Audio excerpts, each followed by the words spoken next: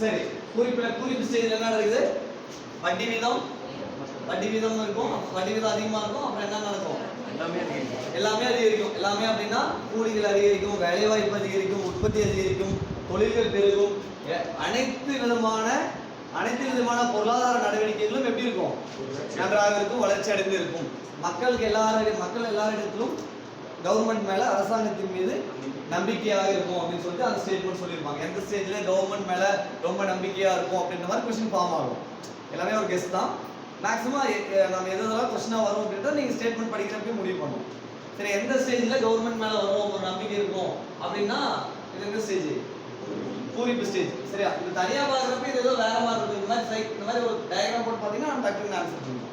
சரி, இப்போ வந்து நம்பிக்கை குறைய தொடங்கும் அப்படின்னு சொல்லி பார்த்தோம். இந்த இடத்துல இது எல்லாமே குறையும். கூலிகள், பொருளாதார நடவடிக்கைகள், உற்பத்தி எல்லாமே குறைய தொடங்கும் இந்த ஸ்டேட்மெண்ட் எழுதிருக்கு.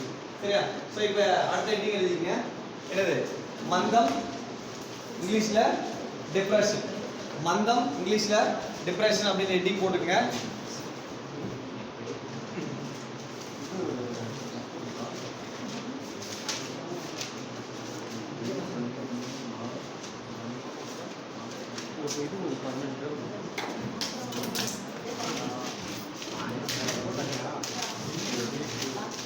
சரிங்க, இயல்பு நிலைக்கு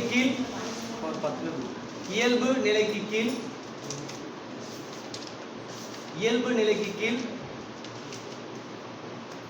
மிக தீவிரமாக குறைந்து வரும். இயல்பு நிலைக்கு கீழ் மிக தீவிரமாக குறைந்து வரும். இயல்பு நிலைக்கு எது குறைந்து வரும்? பொருளாதாரம். மொத்த இந்தியாவோட பொருளாதாரம் இயல்பு நிலைக்கு மிக குறைந்து வரும். சரியா? மறுபடியும் சொல்றேன். இயல்பு நிலைக்கு கீழ் மிக தீவிரமாக குறைந்து வரும். First point, point number 1. மந்தத்துல ஹெட்டிங் போட்டுங்க. மந்தம், டிப்ரெஷன். புதுசா வந்திருக்கவங்க எவ்வளவு பேஜ் முன்னாடி கொடுத்துருக்காங்கன்னு பார்த்துட்டு அதுக்கப்புறம் நீங்க எழுத ஆரம்பிக்கலாம். இதில் 4 ஹெட்டிங் இருக்கு. Sub heading, third sub heading இது ஆல்ரெடி சொல்லியிருக்கேன். தேர்ட் பாயிண்ட் இருக்கு. இது எழுதலாம். மந்தம் இல்லைன்னா அதுக்கு இங்கிலீஷ் வேர்டு, இங்கிலீஷ்ல பிராக்கெட்ல டிப்ரெஷன் எழுதிக்கணும்.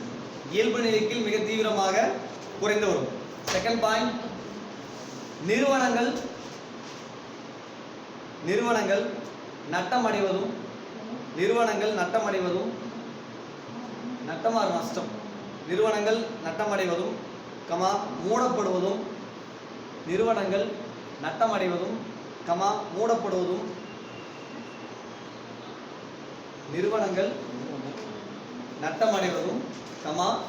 மூடப்படுவதும் பொது இயல்பாக இருப்பதுடன்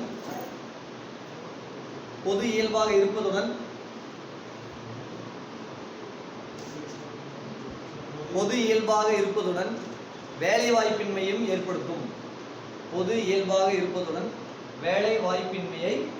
ஏற்படுத்தும்.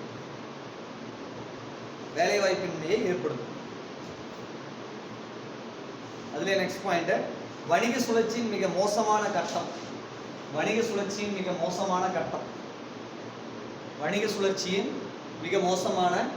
கட்டம்.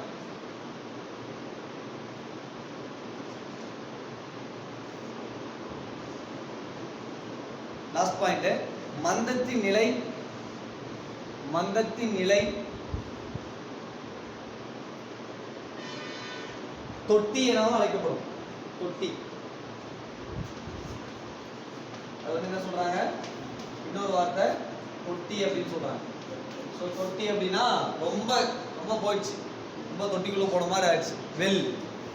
சரியா? இங்கிலீஷ்ல வெல்னு போட்டுக்கலாம், கிணத்துக்குள்ள போன மாதிரி. தமிழ்ல பொருளாதாரத்தின் மந்த நிலையின் தொட்டி வந்து எதை சொல்றாங்க அப்படின்னா அந்த மந்தம் ஏற்பட ஸ்டேஜ் சொல்றாங்க. தேர்ட் ஸ்டேஜ் இருக்கக்கூடியதுதான் தொட்டி அப்படின்ற வார்த்தையை நோட் பண்ணி சொல்றாங்க. சரிங்களா? மந்தத்தின் நிலை தொட்டி எனவும் அழைக்கப்படுகிறது. மந்தத்தின் நிலை தொட்டி எனவும் அழைக்கப்படுகிறது. தொட்டி. சரியா? அது தொட்டி அப்படின்னா என்ன, எந்த ஸ்டேஜ் சொல்றாங்க? மந்த தேர்ட் ஸ்டேஜ். அது 3வது ஸ்டேஜ் சொல்றாங்க. அது வந்து மந்தம் ஸ்டேஜ் வந்து தொட்டின்னு சொல்றோம். செகண்ட் லாஸ்ட் அடுத்த ஹெட்டிங் எழுதிங்க, மீட்சி. இதுல மீட்சிலாம் நீங்களே பாயிண்ட் சொல்லலாம். என்னென்ன பாயிண்ட் சொல்லலாம்? மீட்சியில் என்னென்ன பாயிண்ட்ஸ்லாம் எழுதலாம்? Very good. பொருளாதாரம் மீள தொடங்கும். அப்புறம் அரசாங்கத்தின் மேல் நம்பிக்கை வர ஆரம்பிக்கும். இந்த இடத்துல அரசாங்கத்து நம்பிக்கை இருக்குமா? மந்தத்துல மொத்தமும் இருக்காது, ஃபுல் ஜீரோ. சரி, அந்த பாயிண்ட் வேணா வேற தேவையில்லைன்றதால விட்டுட்டேன். ஸோ நமக்கே சப்போஸ் ஏதாவது பாயிண்ட்ஸ் மாதிரி வந்தால் நீங்களே காரணம் கூட்டல் ஏதாவது ரீசன் அண்ட் அசன் அந்த மாதிரி வரப்போ அந்த மாதிரி பாயிண்ட்ஸ்லாம் வரும். நம்ம சொல்கிற பாயிண்ட்ல அது ரிலவெண்ட்டான கொஸ்டின்ஸ் எக்ஸாம்ஸில் வரும். டேரெக்டாக இதில் இருக்கிற லைன்ஸ் அப்படியே இருக்குமா அப்படின்னா கரெக்டாக சொல்ல முடியாது. சரியா? ஸோ இதை வந்து படித்து அண்டர்ஸ்டாண்டிங் பண்ணிட்டு இந்த டிகிரிலேருந்து கொஸ்டின்ஸ் வரலாம். ஸோ அதில் இதுலேருந்து நீங்கள் ஆன்சர் பண்ணுற மாதிரி இருக்கும். சரியா? ஸோ அடுத்தது தேர்ட் ஸ்டேஜில் பிஸ்னஸ் வந்து என்ன ஆகும்? மறுபடியும் வளர தொடங்கும். அரசாங்கத்தில் நம்பிக்கை ஆரம்பிக்கும். அப்புறம் என்ன நடக்கும்? கூலிகள், அதாவது கூலி மற்றும் உற்பத்தி மற்றும் வேலைவாய்ப்பு இவைகள் வந்து பெருக தொடங்கும். வட்டி வீதம் உயர தொடங்கும். அதாவது வட்டி வீதம்னா டெபாசிட், நம்ம பேங்க்ல போய் டெபாசிட் பண்ணுறது வட்டி வீதம். நான் ஒரு வாட்ஸ்அப்பில் ஒன்று ஷேர் பண்ணி விட்டுருந்தேன். வட்டி வீதம் வந்து பேங்க்லேருந்து கம்மி பண்ணிட்டாங்க. அதாவது நம்ம கொண்டு போய் டெபாசிட் பண்ணுறதுக்கு வட்டி கம்மி பண்ணிட்டாங்க. நீங்கள் போய் வட்டி என்ன நாம கடவுள்னா வட்டி கேட்டீங்களா? புரியல. அன்னைக்கு சொன்னது என்னன்னு சொல்லியிருக்காங்களா? சரி, நான் பார்த்தேன். அன்னைக்கே மறுபடியும் நியூஸ் வந்திருக்கான். மேக்ஸிமம் நியூஸ் வந்து என்ன இருக்கு அப்படின்னா, அதான் வட்டி வீதம் வந்து நம்ம போடுற டெபாசிட் வந்து கம்மி பண்ணியிருக்கோம் அப்படின்னு வந்துருக்கு. சரி, ஓகே, மறுபடியும் வந்துருந்தா அதை கரண்ட் ரேட் என்ன இருக்கும் இப்போதைக்கு ஒரு ப்ராப்ளம் இல்லை. எக்ஸாமுக்கு முன்னாடி எதெல்லாம் கரண்ட் ரேட்டில், அதாவது என்னென்னலாம் repo rate, reverse repo rate, CRR, SLR, இது எல்லாமே உங்களுக்கு காலத்தில் வந்து நீங்கள் எக்ஸாம் போகிறீங்க இல்லையா, அதுக்கு முன்னாடி என்ன இருக்கோ அதை அப்போதைக்கு டிஸ்கஸ் பண்ணிக்கணும். அது ஒரு கிளாஸாகவே கரண்ட்டாக எக்கனாமிக்ஸில் எதெல்லாம் கரண்ட் அஃபேர்ஸில் டேட்டா மாதிரி தேவை அதை அப்போதைக்கு நெட்டில் சர்ச் பண்ணி நான் பார்த்து எழுதிட்டு வந்தேன். நோட் பண்ணி எடுத்துகிட்டு வந்து அன்னைக்கு டேட்டாவை நோட் பண்ணிக்கலாம். இப்போதைக்கு இருக்கட்டும், எவ்வளோன்றது குறையதா கூடுதலான்றது மட்டும் தெரிஞ்சுக்கங்க. எக்ஸாக்டாக இப்போ இருக்கிறது எதுவுமே மனப்பாடம் பண்ணி வைக்கணும் அவசியம் இல்லை. சரியா? Repo rate, reverse repo rate, SLR, CRR எதுவுமே இப்போதைக்கு ஞாபகம் இருக்கணும் அவசியம் இல்லை. அப்போதைக்கு பார்ப்போம். சரி, மேக்ஸிமம் எக்ஸாமில் டேரெக்டாக ரெப்போ ரேட்டோட வேல்யூ, ரிவர்ஸ் ரெப்போ ரேட்டோட வேல்யூ அப்படி கொஸ்டின்ஸ் கேட்கறது இல்லை, மேக்ஸிமம் இல்லை. சரியா? Repo rate, reverse repo rate எத்தனை மாதத்துக்கு ஒரு டைம் ரிப்போர்ட் கொடுக்குறாங்க? 2 மாதத்துக்கு. யார் கொடுக்குறாங்க? இந்த மாதிரி கொஸ்டின்ஸ் தான் ஃப்ரேம் ஆகும். டேரெக்டாக வேல்யூஸ் 4.5வா, 4%, 3.5வா, 3.8ஆ, அந்த மாதிரி கொஸ்டின்ஸ் வரது. சரிங்களா? ஓகே. ஸோ அடுத்து லாஸ்ட் ஒன் தெளிவு போட்டுங்க. மீட்சி, ரெக்கவரி ஆர் ரெக்கவரி இல்லை மீட்சின்னு போட்டு ப்ராக்கெட்டில் ரெக்கவரின்னு எழுதி.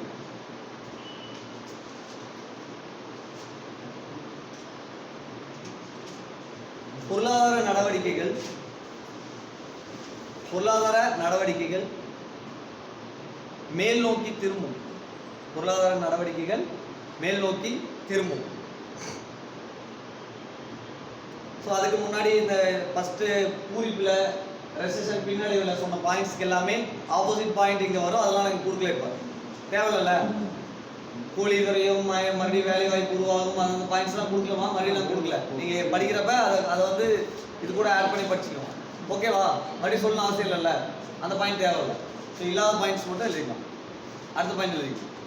கிடங்குகளில் தேக்கமடையும் கிடங்குகளில்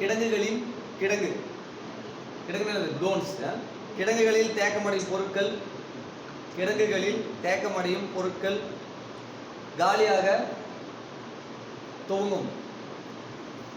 கிடங்குகளில் தேக்கமடையும் பொருட்கள் காலியாக துவங்கும். நம்ம அந்தத்தில் என்ன நடக்கும்? நிறைய பொருட்கள் தேக்கமடைஞ்சிடும் இல்லையா? தேர்ட் ஸ்டேஜில் யாருமே எதுவுமே வாங்க மாட்டாங்க, எல்லாம் அப்படியே நின்று போயிடும். எந்த ஸ்டேஜில் வந்து தேக்கமடையும்? மந்தத்தில் தேக்கமடையும். அதுதான் என்னன்னு சொல்றோம்? மந்த நிலையின் தொட்டி அப்படின்னு வார்த்தை சொல்றோம். இந்த தேக்கமடைந்த பொருட்கள்லாம் கொஞ்சம் கொஞ்சமாக மறுபடியும் பொருட்களாக விற்க ஆரம்பிக்கும். சரிங்களா? இப்போ பைக் தயாரிச்சிட்டே இருக்காங்க, ஒரு 1000 பைக் தயாரிச்சிட்டே இருக்கான்னு வச்சுக்கேன். நம்மகிட்ட பணம் இருந்தாலும் நம்ம வாங்குவோம். யாருமே வாங்கலை அப்படின்னா அது தேக்கம் தான் அர்த்தம். அது பைக் எக்ஸாம்பிள் எடுத்துக்கலாம், எந்த பொருள் வேணாலும் நீங்கள் எக்ஸாம்பிள் எடுத்துக்கலாம். எல்லா பொருளும் தேக்கம். மக்கள்கிட்ட பணம் இல்லை அப்படின்னா பொருட்களை வாங்க முடியுமா? எல்லாமே அப்படியே தேக்க நிலையில் இருக்கும். அதுக்கப்புறம் கவர்மெண்ட் ஏதாவது முடிவு பண்ணி வேலைவாய்ப்பு அதிகப்படுத்தி மக்களோட பணப்புழக்கத்தை அதிகப்படுத்தி, அதாவது மக்கள் கையில் பணத்தை கொண்டு போய் சேர்க்கணும். ஏதோ ஒரு வகையில் மக்கள் கையில் பணத்தை கொண்டு போய் சேர்த்தா அந்த பணத்தை வச்சு ஏதாவது வாங்க ட்ரை பண்ணுவாங்க. ஸோ அப்போ வந்து இந்த இடத்துல என்ன நடக்கும்? மீள துவங்கும். கிடங்குகளில் உள்ள பொருட்கள் காலியாக போகும். புரியுதா? கிடங்குகளில் நான் ஸ்டோர் பண்ணி வச்சுக்கிற பொருட்கள் இந்த இடத்துல காலியாக இருக்கும். ஸோ அப்போ பிஸ்னஸ் சைக்கிளில் 4 வகையாக பிரிக்கிறாங்க. ஒன்று பூரிப்பு, இன்னொன்று அதனுடைய பின்னடைவு, அது ஒரு மந்த ஸ்டேஜுக்கு வருது. மந்த ஸ்டேஜுக்கு அது meets, பூமு, recession, depression and recovery stage. இந்த மாதிரி 4 ஸ்டேஜாக பிஸ்னஸ் சைக்கிளை பிரிக்கிறோம். ஓகேவா? ஸோ ஓரளவுக்கு இது புரிஞ்சிருக்கா? இந்த சைக்கிள் புரிஞ்சிருக்கா? ஸோ அடுத்து நெக்ஸ்ட் டாபிக் போயிடலாமா? இப்போ பண கொள்கை சம்பந்தமா மேக்ஸிமம் எல்லாமே வந்துருச்சுன்னு நினைக்கிறேன். பணம் சம்பந்தமா பேசிட்டு இருக்கப்ப இந்த பண கொள்கையில பணத்தை யாரு வடிவமைச்சது, அந்த ரூபாய்க்கு ஒரு சிம்பிள் இருக்கும் இல்லையா, அது ஏற்கனவே சொல்லிட்டாங்க. நான் இருக்கிறப்ப யாரும் சொன்னாங்கன்னு நினைக்கிறேன். கிளாஸ்ல கிளாஸ் எடுத்த ஸ்டாஃப் சொன்னாங்கன்னு நினைக்கிறேன். இப்படி வந்து இப்படி வருமா, சொன்ன மாதிரி ஒரு சிம்பிள்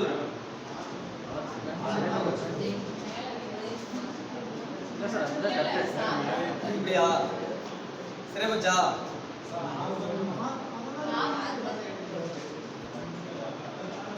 நாம போடுற மாதிரி போட்டு உள்ள சரியா வந்திருக்கா இல்லையா? சரி, ஓகே. இதுல வந்து என்னென்ன இருக்கு அப்படின்னா, ஆக்சுவலா இதுக்குள்ள இதுக்கு பின்னாடி ஒரு ஹிஸ்டரி இருக்கு. இதுல என்னென்ன ஹிஸ்டரி இருக்குன்னா, ரொம்ப அதெல்லாம் கொஸ்டினே கேட்க மாட்டேன், உங்களுக்கு தெரிஞ்சுக்கிறதுக்காக சொல்றேன். இந்தியாவுடைய கொடி வந்து இப்படி 3 லேயர் இருக்குமா, அதாவது 3 ஆக்சுவலா இன்னொன்று வரணும், மேல ஒரு 2 இன்னொன்று வரும், 3ஆ இருக்கு இல்லையா. இந்த கொடி வந்து சமத்துவத்தை சொல்லுது இல்லையா, அதாவது 3 கலர். 3 என்னென்ன கலரு, மேல என்ன கலரு, ஆரஞ்சுக்கு என்ன இருக்கும், சரி ஓகே, அசோக சக்கரம், அதுக்கப்புறம் கிரீன்ல இருக்கு. ஸோ அந்த மாதிரி அந்த கொடி சிம்பிள்ல வரணும் அப்படின்ற மாதிரி ஒரு concept, first concept. Second concept என்னது, ரெண்டாவது கான்செப்ட் ரூபாய், ருபீஸ் ஆர்எஸ் போட்டுப்போம்ல, ஆர். இந்த ஆர் எங்க மறந்துருக்கும், இப்படி போட்டீங்கன்னா ஆர் தெரியும் அந்த ஃபார்மேட்ல. இந்த ரூபாயோடைய ஆர் வந்து இங்க மறந்துருக்கும். அப்புறம் பொருளாதாரத்தின் வடிவில் வந்து மேல் நோக்கி இருக்கணும்ன்ற மாதிரி ஒரு சிம்பிள் ஒரு இடத்துல வந்துடும். இந்த மாதிரி 3 4 இது அந்த கான்செப்ட் எக்ஸ்பிளைன் பண்ணுவாங்க இல்லையா. திடீர்னு ஒரு சிம்பிள் எடுத்துக்க மாட்டாங்க இல்லையா, எல்லாருக்கும் நிறைய பேர் கொடுத்துருப்பாங்க. போட்டி நடக்கும், இந்தியாவுக்குன்னு ஒரு சிம்பிள் கிரியேட் பண்றப்ப என்ன நீங்க அந்த அந்த வடிவத்துக்கு பின்னாடி என்ன ரீசன் இருக்கு, மேபி உங்க இன்டர்வியூ கொஸ்டின்ல கேட்கலாம். சரியா? ஸோ அந்த ஆர் ருபீஸ் அப்படின்ற வடிவம் இருக்கு, பிளஸ் தேசிய கொடியோட அந்த சமத்துவம் அப்படின்றதையும் உள்ள வந்து அடங்கிருக்கு. இது மாதிரி இருக்கிறது இருக்கு. இது யார் கொடுத்தாங்க, இதுவ உதயகுமார். அதெல்லாம் இது எழுதுமா தேவையில்லையா, தேவையில்லைன்னா விட்டுருங்க. எழுதுமா, பாயிண்ட்ஸ் மாதிரி எழுதுமா, பணம் சம்பந்தமா இருக்கக்கூடிய அவர் இது சொல்ல போறோம். அடுத்த பாயிண்ட் என்ன சொல்ல போறோம்னா, இது வரைக்கும் எப்படி எந்தெந்த டேட்ல வந்து பணம் மதிப்பிழப்பு பண்ணியிருக்காங்க, பணம் எத்தனை டைம் பண்ணியிருக்காங்க, இது வரைக்கும் 3 டைம்ஸ் பண்ணியிருக்காங்க. 46ல் 1, 78ல் 1, 2016ல் 1. சரி, இந்த மாதிரி 3 டைம்ஸ் வந்து பண மதிப்பிழப்பு நடந்திருக்கு. பண மதிப்பிழப்புனா அந்த நோட்டுகள் செல்லாது அப்படின்னு சொல்லி அறிவிச்சிருக்காங்க கவர்மெண்ட்ஸ். சரி, அது எந்தெந்த டேட்டு, என்ன அமௌண்ட் அப்படின்றது உங்களுக்கு டேட்டா இருக்கும். சரி, ஃபர்ஸ்ட் அதை எழுதிக்கங்க. இது வேணுமா வேணாமா, இது எழுதுறீங்களா? உதயகுமார்,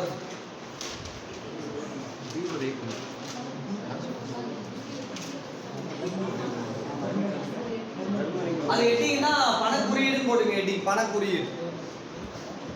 டி உதயகுமார் என்பவரால், டி உதயகுமார் பணக்குறியீடு எட்டிங்க. பணக்குறியீடு அதுக்கு, அதாவது டி உதயகுமார் என்பவரால் ஜூலை 15, 2010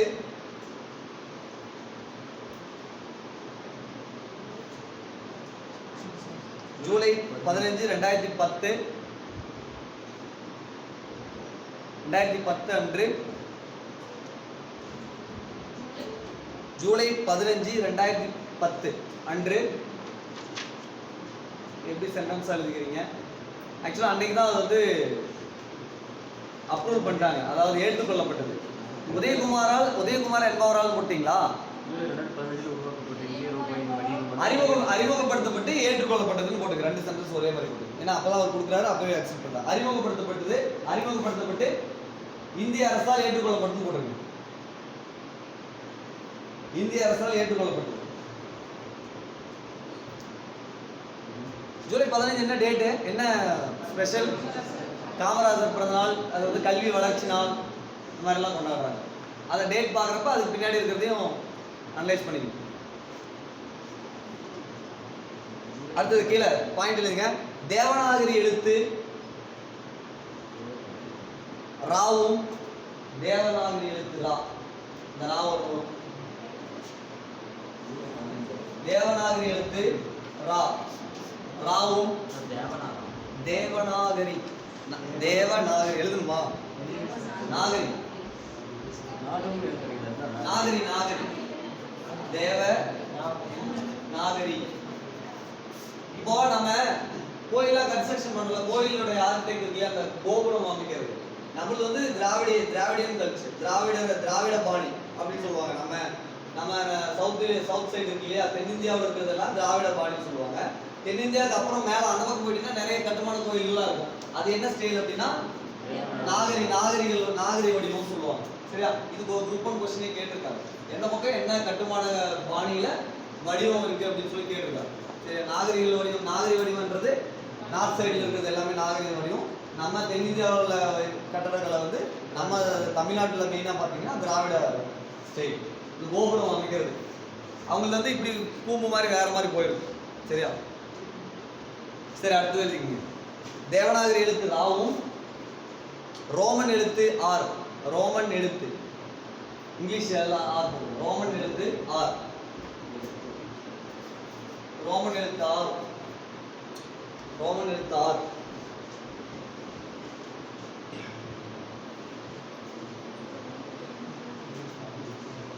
கலந்து உருவாக்கப்பட்ட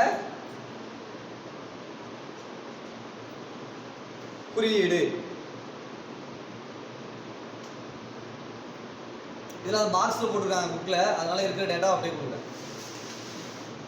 அடுத்த பாயிண்ட் பணக்குறியீடுல இன்னொரு பாயிண்ட்.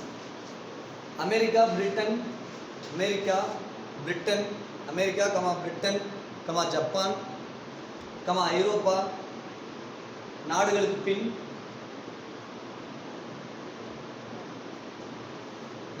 பின் இந்தியா தனி பண குறியீடு கொண்ட நாடாக விளங்குகிறது. அமெரிக்கா, பிரிட்டன், ஜப்பான், ஐரோப்பா நாடுகளுக்கு பின் இந்தியா தனி பண குறியீடு கொண்ட நாடாக விளங்குகிறது. ஐரோப்பியன் யூனியன் இருக்கு இல்லையா, அது எத்தனை நாடுகள் இருக்கு? ஐரோப்பிய யூனியன் இருக்கு இல்லையா, ஐரோப்பிய ஒன்றியம் இருக்கு இல்லையா, அது எத்தனை நாடு இருக்கு படிச்சிருக்கீங்களா? ஐரோப்பிய ஒன்றியத்தில் எத்தனை நாடு பாருங்க. நிறைய எக்ஸ்ட்ரா கொஸ்டின் கேட்கறது இல்லைன்னு நினைக்கிறேன். இடையில நான் அப்போ விட்டுட்டேன். இதுக்கு முன்னாடி ஒரு 5 கொஸ்டின் கேட்டு இருந்தோம்னு நினைக்கிறேன். அதை அப்படியே விட்டோம்னு நினைக்கிறேன். ஏன்னா போர்ஷன்ஸ் இதை பார்க்க முடியாதனால அதை கொஞ்சம் அப்படியே கம்மி பண்ணுங்க. சரி, ஓகே, நீங்க பார்த்துட்டு வாங்க. ஒரு கொஸ்டின் பண்ணாலும் 48 இல்லைப்பா. ஐரோப்பிய ஒன்றியத்தில் தற்போது உள்ள நாடுகளின் எண்ணிக்கை. அதை வந்து நாளைக்கு நெட்லயோ இல்லை சர்ச் பண்ணியோ பாருங்க. சரியா, சரி, ஓகே. அடுத்த டாபிக் பண மதிப்பிழப்பு நடந்தது இல்லையா, அது எப்போ பண்ணுறது லைன் எழுதுங்க. பண மதிப்பிழப்பு இது அது இப்போ எழுதுறது அப்படியே எழுதிட்டுவாங்க. அடுத்தது பண மதிப்பிழப்புன்னு வேணா ஹெட்டிங் போட்டு பண மதிப்பிழப்பு இது 3 டைம் நடந்திருக்கு. அந்த 3 டேட் வைஸ் சொல்கிறேன். அது அப்படியே கீழே 3 எழுது. ஜனவரி 1 1946, ஜனவரி 1 1946 ஆண்டு, ஜான் 1 1946 ஆண்டு புழக்கத்தில் இருந்த 500, 1000, 10,000, 500, 1000, 10,000, 500, 1000, 10,000 ரூபாய் நோட்டுகள் செல்லாது என அறிவிக்கப்பட்டது.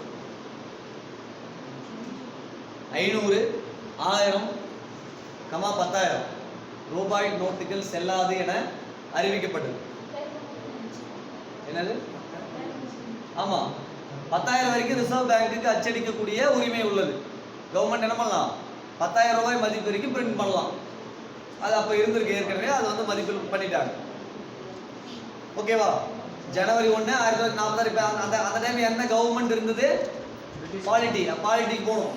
1946 as per the Indian Constitution யார் என்ன நடக்குறாங்க? பிரிட்டிஷ் கவர்மெண்டா? 1946 யார் இருக்கா? பிரிட்டிஷ்ல யாரு? என்ன பிரபு? சரி, அடுத்த கொஸ்டின் இது உங்களுக்கு. ஜனவரி 1 1946 இந்தியாவினுடைய அரச பிரதிநிதி யார்? வைஸ்ராய் யார்? எது கொஸ்டின் நீங்க ஆன்சர் நாளைக்கு பார்க்க வேண்டியது. ஆல்ரெடி ஃபர்ஸ்ட் கொஸ்டின் என்ன கேட்டிருக்கேன்? ஐரோப்பிய ஒன்றியத்துள்ள நாடுகளின் எண்ணிக்கை. 2வது கொஸ்டின் 1946 இந்தியாவுடைய அரச பிரதிநிதி வைஸ்ராய் யார் அப்படின்றது நான் யாரும் பேர் சொல்ல, இது வரைக்கும் ஆன்சர் சொல்ல. 2 கொஸ்டின். சரி, அடுத்த பாயிண்ட். நெக்ஸ்ட் பாயிண்ட் செல்லாது என அறிவிக்கப்பட்டது. பிரிட்டிஷ் கவர்மெண்ட் அறிவிச்சது. பிரிட்டிஷ் கவர்மெண்ட் சொல்லலாம், எல்லாரும் அறிவிச்சிட்டாங்க. பிரிட்டிஷ் கவர்மெண்ட் யார் அப்படின்றத நீங்கள் அதுக்கு பக்கத்தில் ஆன்சர் கண்டுபிடிச்சா இந்த பாயிண்ட் எழுதிருக்கீங்க இல்லையா, அங்கே பிராக்கெட் போட்டு என்ன யார் அப்போ கவர்மெண்ட் என்ன யார் இருந்தாங்களோ அவங்க பேர் எழுதும். செகண்ட் பாயிண்ட், ஜனவரி 2 1978 ஆண்டு, ஜனவரி 2 1978 ஆண்டு புழக்கத்தில் இருந்த 1000, 5000, 10,000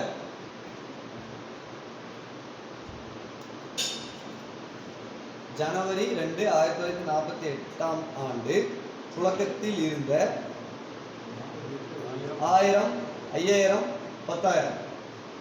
5000, 5000, 10,000 எழுதக்கூடாது, 500 அப்படி போடுங்க. 5000, 10,000 எழுதுறீங்கன்னா நிறைய நேரம் ஆகும்ல, அப்படியே எழுதுறீங்களா என்ன? அப்படியே எழுதக்கூடாது, 5000 இப்படி போடணும், 10,000 10 0 அப்படி போடுங்க. யாராவது வேர்டிங் எழுதிருந்தா எழுத வேணாம் அப்படின்னு சொல்றேன். 1000, 5000, 10,000 நோட்டுகள் செல்லாது என மொரார்ஜி தேசாய் அரசு அறிவித்தது. மொரார்ஜி தேசாய். காங்கிரஸுக்கு மாற்றாக வந்த முதல் பிரைம் மினிஸ்டர் யாரு? மொரார்ஜி தேசாய். டிஎன்பிசியோட கொஸ்டின் சரியா? டிஎன்பிசியில் SI sub inspector police question, sub inspector question. Morarji Desai, Morarji Desai அரசு அறிவித்தது. அடுத்தது லாஸ்ட், நீங்களே எழுதணும். யார் அறிவித்தது? திரு நரேந்திர மோடி ஜி அவர்கள் எப்ப அறிவித்தார்? நவம்பர் அந்த பாயிண்ட் எழுது. தேர்ட் பாயிண்ட், நவம்பர் 8 2014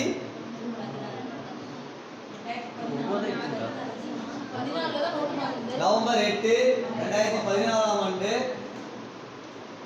புழக்கத்தில் இருந்த சென்டென்ஸ் நீங்களே எழுதி முடிச்சிருக்கிற நேரத்துக்கு அதெல்லாம் உங்களுக்கு தெரிஞ்சது, நம்ம நடைமுறையில் இருந்தது. புழக்கத்தில் இருந்த என்னென்ன நோட்டுகள்? 100 100 சொல்லப்பா, 100 அடிச்சுடு. 100 அடி, 100 கிடையாது. 2000 புழக்கத்தில் இருந்த எந்த நோட்டுகள் செல்லாது? 500 மற்றும் 1000 ரூபாய் நோட்டுகள் செல்லாது என மோடி அரசு அறிவித்தது அப்படின்னு ஸ்டேட்மெண்ட்டை கம்ப்ளீட் பண்ணுங்க. மோடி கவர்மெண்ட் வந்து 500, 1000 ரூபாய் செல்லாது சொன்னாங்க. ஆர்பிஐ ரிசர்வ் பேங்க்குக்கு 10,000 ரூபாய் வரைக்கும் பிரிண்ட் பண்ணக்கூடிய அதிகாரம் உள்ளது. சரியா? அது எங்கேயாவது என்ன பக்கத்தில் எழுதிக்கணும். கவர்மெண்ட்டுக்கு என்ன எவ்வளோ வரைக்கும் பிரிண்ட் பண்ணக்கூடிய அதிகாரம் இருக்கு? அரசுக்கு 10,000 ரூபாய் மதிப்பு வரை உள்ள நோட்டுகளை அச்சடிக்க உரிமை உள்ளது. ஆனால் 2,000 ரூபாய் வரைக்கும் இப்போதைக்கு பிரிண்ட் பண்ணியிருக்காங்க. 500 ரூபா இடையில 1000 ரூபா விட்டுட்டாங்க, 2,000 ரூபா பிரிண்ட் பண்ணிட்டாங்க. சரியா? ஸோ ஏற்கனவே உங்களுக்கு கொஸ்டின் பார்க்க சொல்லுங்க. என்னது? 50 ரூபாயில, 100 ரூபாயில, அதுக்கப்புறம் 500, 1000 யார் ஃபோட்டோ இருக்கு அதில், அதான் யார் ஃபோட்டோ இல்லை, என்ன இமேஜஸ் இருக்கு அது கொடுத்துருக்காங்க இல்லையா, அது என்ன, அதில் எப்போ யுனெஸ்கோ அங்கீகாரம் கொடுக்கப்பட்ட வருடம், இதெல்லாம் நீங்கள் ஒர்க் பண்ணணும், நிறைய படிக்கணும் அதை வச்சு. சரியா? அப்படி கண்டுபிடிக்க முடியலன்னா சொல்லுங்க, நானாவது ஒரு நாளைக்கு லைனாக அப்படியே ஒரு டேட்டாவாக கொடுத்துறேன். 10 ரூபாயிலிருந்து பழைய நோட்டு ப்ளஸ் புது நோட்டில் இருக்கக்கூடிய சின்னங்கள் மற்றும் அதனுடைய யுனெஸ்கோ அங்கீகாரம் பெற்ற வருடம் அந்த மாதிரி. சரியா? ஸோ அடுத்த ஹெட்டிங், நெக்ஸ்ட் ஹெட்டிங் போய்க்கலாமா? பணக்கொள்கை சம்மந்தமாக இருக்கக்கூடியது, வேற பணவியல் சம்மந்தமாக. சரி, ஓகே. வேற ஒரு 2 ஹெட்டிங் இருக்கு, அதை பார்ப்போம். ஃபர்ஸ்ட் சொல்லிடுறேன் என்னன்ட்டு, அதுக்கப்புறம் எழுத ஆரம்பிச்சுக்கலாம்.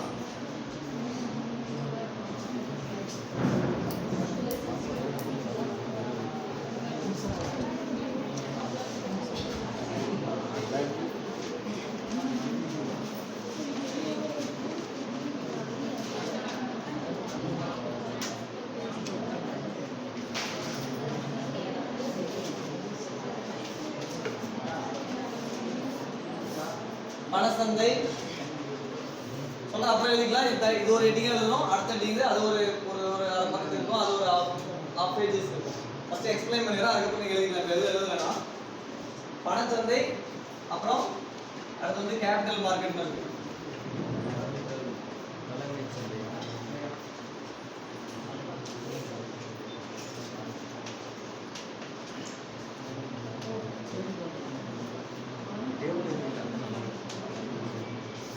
ஒரு 2 ஹெட்டிங் இருக்கு. இது சம்பந்தமா क्वेश्चंस கேக்குறாங்க. பணச்சந்தைனா என்ன, மூலதன சந்தைனா என்னன்னு கேக்குறாங்க. நான் டைரக்டா இதுல இருக்கக்கூடிய கான்செப்ட் வச்சு क्वेश्चन வரும். பணசந்தை அப்படின்றது என்ன அப்படின்னா இதுல பாயிண்டா சொல்லணும் அப்படின்னா இது வந்து நீர்மைத்தன்மை அதிகமா இருக்கும். நீர்மைத்தன்மை என்ன அர்த்தம்? சீக்கிரமா பணமா மாத்திக்கலாம். இந்த மார்க்கெட்ல சீக்கிரமா பணமா மாத்திக்கலாம். இது என்ன ஜாஸ்தினா நீர்மைத்தன்மை. நம்ம ஏற்கனவே இங்கிலீஷ் வார்த்தை சொல்லியிருப்போம். என்ன வார்த்தை சொல்லியிருப்போம்? லிக்விடிட்டி ரேஷியோ, அதாவது ஸ்டாச்சுட்டரி லிக்விடிட்டி ரேஷியோ எஸ்எல்ஆர் அப்படின்னு பார்த்துருக்கோம். எஸ்எல்ஆர் அப்படின்னு பார்த்துருக்கோம். ஒரு பேங்க்கும் ஒரு குறிப்பிட்ட அமௌண்ட்டை லிக்விடிட்டி மாற்றக்கூடிய விதமாக வச்சிருக்கணும். அது வந்து என்னவா இருக்கலாம்? Gold, main gold plus bonds, பத்திரங்கள்லாம் இருக்கலாம். இந்த மார்க்கெட்ல அதிகமாக புழங்கக்கூடியது என்ன அப்படின்னா இது வந்து பத்திரமா இருக்கும். இதுல வந்து நிறைய பேர் பார்ட்டிசிபேட் பண்ணுவாங்க. யாரெல்லாம் அந்த பத்திரம் கொடுப்பாங்க அப்படின்றத நான் சொல்றேன். நோட்ஸ் பாயிண்டா சொல்றேன். பேங்க்ஸ், கவர்மெண்ட்ஸ், இந்த மாதிரி பிரைவேட்ஸ் எல்லாருமே இதுல பத்திரத்தை வந்து இந்த மார்க்கெட்ல போய் விற்பாங்க. அதை வாங்கி ரிசர்வ் பண்ணி வச்சுக்குவாங்க. அப்புறமா திருப்பி பணமா கொடுப்பாங்க. இதுல டேட் எவ்வளவு டேட் அப்படின்னா பர்டிகுலரா ஒரு நாள்ல இருந்து கூட 1 year வரைக்கும் கூட இதுல வேரியேஷன்ஸ் இருக்கு. இவ்வளவு வேரியேஷனுக்குள்ள சீக்கிரமா நீங்க பணமா எடுத்துக்கலாம். பட் இங்க அப்படியே இங்க வரப்போ வந்து இங்க வந்து என்ன ஆகும்? நீர்மைத்தன்மை வந்து கம்மியாகும். இங்கேயுமே பாண்ட்ஸ் வந்து இருக்கும். இந்த சேம் பாயிண்ட் தான் இங்க வரும். இங்க வந்து என்ன நடக்கும்? எபோ 1 yearக்கு மேல தான் நம்ம வந்து பண்ண முடியும். எப்படி क्वेश्चनா ஃபார்ம் ஆகும் அப்படின்னா இதுல எந்த மார்க்கெட்ல வந்து நீர்மைத்தன்மை ஜாஸ்தி, சீக்கிரமா பணம் வந்து நீர்மைத்தன்மை உடனே பணம் கிடைக்கும் அப்படின்ற மாதிரி क्वेश्चन சொல்லலாம். இன்னொன்று பீரியட்ஸ் பேஸ் பண்ணி எவ்வளவு இயர்க்குள்ள மணி மார்க்கெட்ல வந்து எவ்வளவு வரைக்கும் தான் இருக்குது? அது ஒரு நாள்ல இருந்து 1 yearக்கு வரைக்கும் அந்த டீவியேஷனுக்குள்ள எப்போ வேணாலும் நம்ம பாண்ட்ஸ் வந்து வாங்கலாம், மறுபடியும் விற்கலாம், நம்ம வச்சுக்கலாம். அந்த மாதிரி சரி. இப்போ ஒரு எக்ஸாம்பிள் என்னன்னா நீங்க ஒரு டெபாசிட் பண்றீங்க பேங்க்ல, ஃபிக்ஸ்ட் டெபாசிட் அப்படின்னா ஒரு 1 year வச்சீங்கன்னா 1 year வரைக்கும் எதுவுமே பண்ண முடியாது. முன்னாடி போய் கேட்டீங்க தருவாங்களா? கொடுப்பாங்க. அப்படி மீறி கொடுத்தாலே எல்லாத்தையும் கேன்சல் பண்ணிட்டு நிறைய பணம் போயிடுங்க. அதுலேயே பாதி பக்கம் போயிடும். அந்த மாதிரி சரி. இப்போ மணி மார்க்கெட்ல 1 yearக்குள்ள எப்போ என்ன வேணாலும் பண்ணிக்கலாங்க. ஆனா இங்க அந்த மாதிரி பண்ண முடியாது. இது கேபிட்டல் மார்க்கெட், மூலதன சந்தைன்னா எல்லாமே ஒரு வருஷத்துக்கு மேல தான் இருக்கும். ஒரு குறிப்பிட்ட அமௌண்ட் ஒரு 10 லட்சம் இருக்குன்னா அதை டெபாசிட் பண்ணி பத்திரமா வாங்கி நாம வச்சுக்கணும். அதாவது கவர்மெண்ட் இருக்கும், ஆர்பிஐ இருக்கும். அந்த கவர்மெண்ட்ல போயிட்டு நான் ஒரு 10 லட்சம் ரூபாய்க்கு பாண்ட் வாங்கிட்டு எங்க வீட்டுல வச்சுக்கணும். அப்ப அந்த பாண்ட் என்ன ஆகும்? ஒரு 10 வருஷத்துக்கு நான் வாங்கிட்டு வந்துச்சுன்னா 10 வருஷம் கழிச்சு நான் பாண்டை திருப்பி கவர்மெண்ட் கிட்ட கொடுத்துருவேன். பத்திரம் எழுதி வாங்குறோம் இல்லையா? அந்த பத்திரத்தை திருப்பி கவர்மெண்ட் கிட்ட கொடுத்துருவோம் அப்படின்னா வட்டியோட திருப்பி என்ன பண்ண கவர்மெண்ட் எனக்கு பணம் கொடுக்கும். இது வந்து கேபிட்டல் மார்க்கெட். அதே மாதிரிதான் மணி மார்க்கெட்லயும் இருக்கும். சின்ன சின்ன பத்திரங்கள் பேங்க்ஸும் பார்ட்டிசிபேட் பண்ணும். நீங்க பேங்க்லயே கூட நம்ம மணி மார்க்கெட்டை பார்ட்டிசிபேட் பண்ணி நம்ம குறிப்பிட்ட ஒரு பத்திரத்தை எழுதி ஒரு 6 மாசத்துக்கு இவ்வளவு அமௌண்ட் கொடுத்துட்டா மறுபடியும் பத்திரத்தை கொடுத்து பணத்தை வாங்கிக்கலாம். ஸோ இந்த மாதிரி ரெண்டுக்கு டீவியேஷன்ஸ் இருக்கு. இது மெயினா இதுல என்ன டீவியேஷன்ஸ், என்ன வித்தியாசம் வந்துட்டு நமக்கு முக்கியமான வித்தியாசம் அப்படின்னா நீர்மைத்தன்மை வந்து எதுக்கு அதிகம்? சரி. அடுத்த வித்தியாசம் என்ன அப்படின்னா எவ்வளவு காலம் வந்து குறுகிய காலம், அது வந்து நீண்ட காலம். இந்த மாதிரி மேஜரா இருக்கக்கூடியது 2 வித்தியாசம் தான். இதுல எதெல்லாம் பங்கு பெறுது அப்படின்றத வந்து ஒரு பாயிண்டா சொல்லணும். சரியா? ஸோ இப்போ வந்து ஃபர்ஸ்ட் வந்து இந்த ஹெட்டிங் எழுது. பணச்சந்தை மணி மார்க்கெட் எழுதுங்க. ஒரு 4-5 பாயிண்ட்ல என்ன சொல்றோம் அதை அப்படியே டக்கு.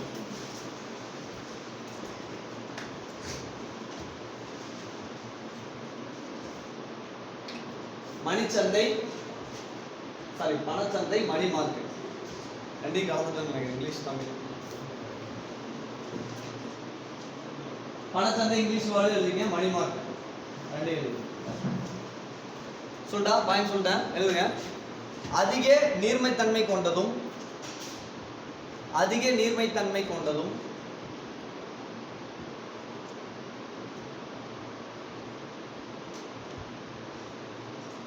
குறுகிய காலத்தில் அதிக நீர்மைத்தன்மை கொண்டதும் குறுகிய காலத்தில் முதிர்ச்சி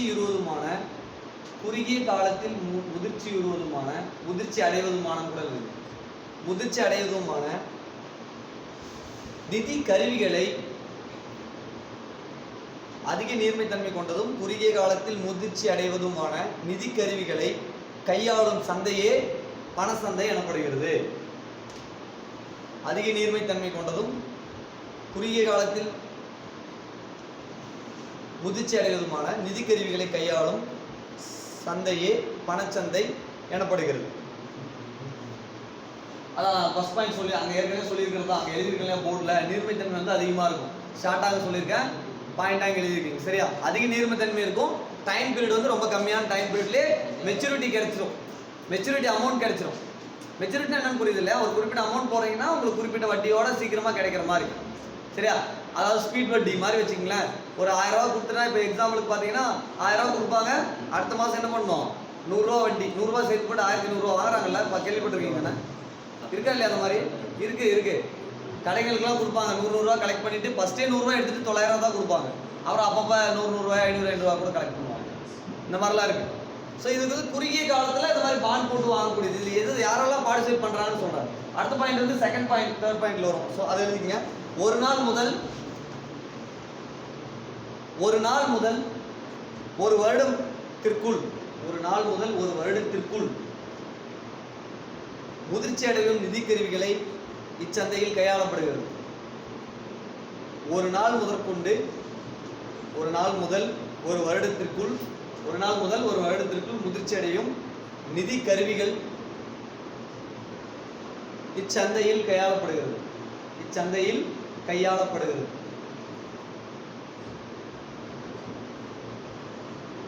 அது தேர்ட் பாயிண்டா சொன்னோம் இல்லையா?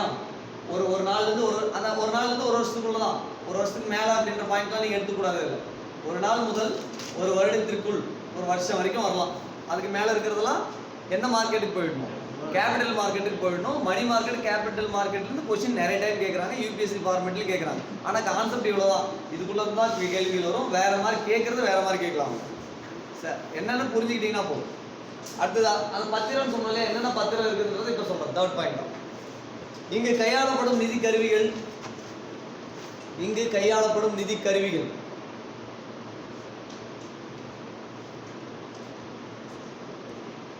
அது என்னென்ன இருக்குன்னு எழுதிக்கங்க.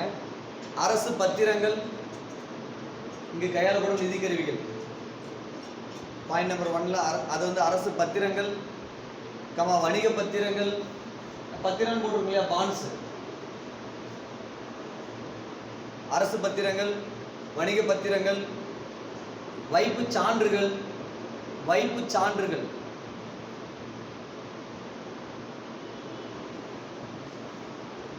வங்கியாளர் ஏற்புகள்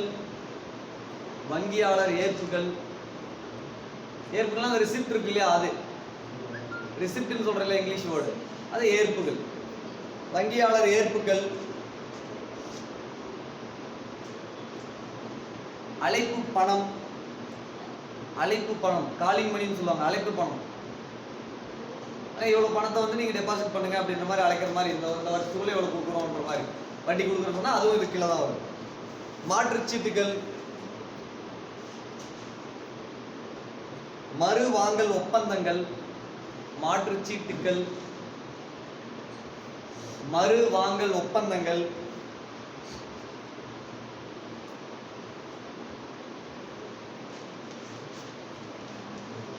கருவூல உறுதிச்சீட்டுகள்,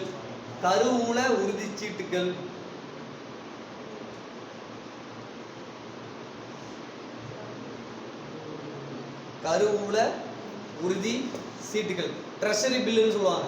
ட்ரெஷரி டிபார்ட்மெண்ட்ஸ் உடைய பில்ஸ் அவங்களும் பாண்ட் சீட்டில் போட்டு வாங்கணும். கருவூல உறுதிச்சீட்டுகள், அந்நிய செலாவணி, ஃபாரின் எக்ஸ்சேஞ்ச் பாண்ட்ஸ்,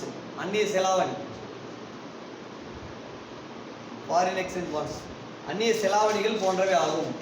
ஸோ இப்போ இந்த சொன்ன நிதி கருவிகளும் கேபிட்டல் மார்க்கெட் சொன்ன நிதி கருவிகள் ரெண்டையும் கம்பேரிசன் பண்ணி வீட்டில் மறுபடியும் போய் படிக்கணும்.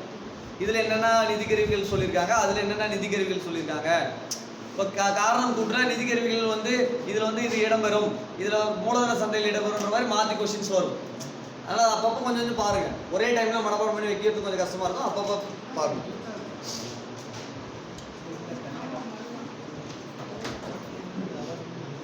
சரி, யாரெல்லாம் வந்து இந்த குறுகிய கால அதாவது பண சந்தையில எந்தெந்த யாரெல்லாம் பணத்தை கொடுக்குறாங்க அப்படின்றது கீழே லாஸ்ட் பாயிண்ட்.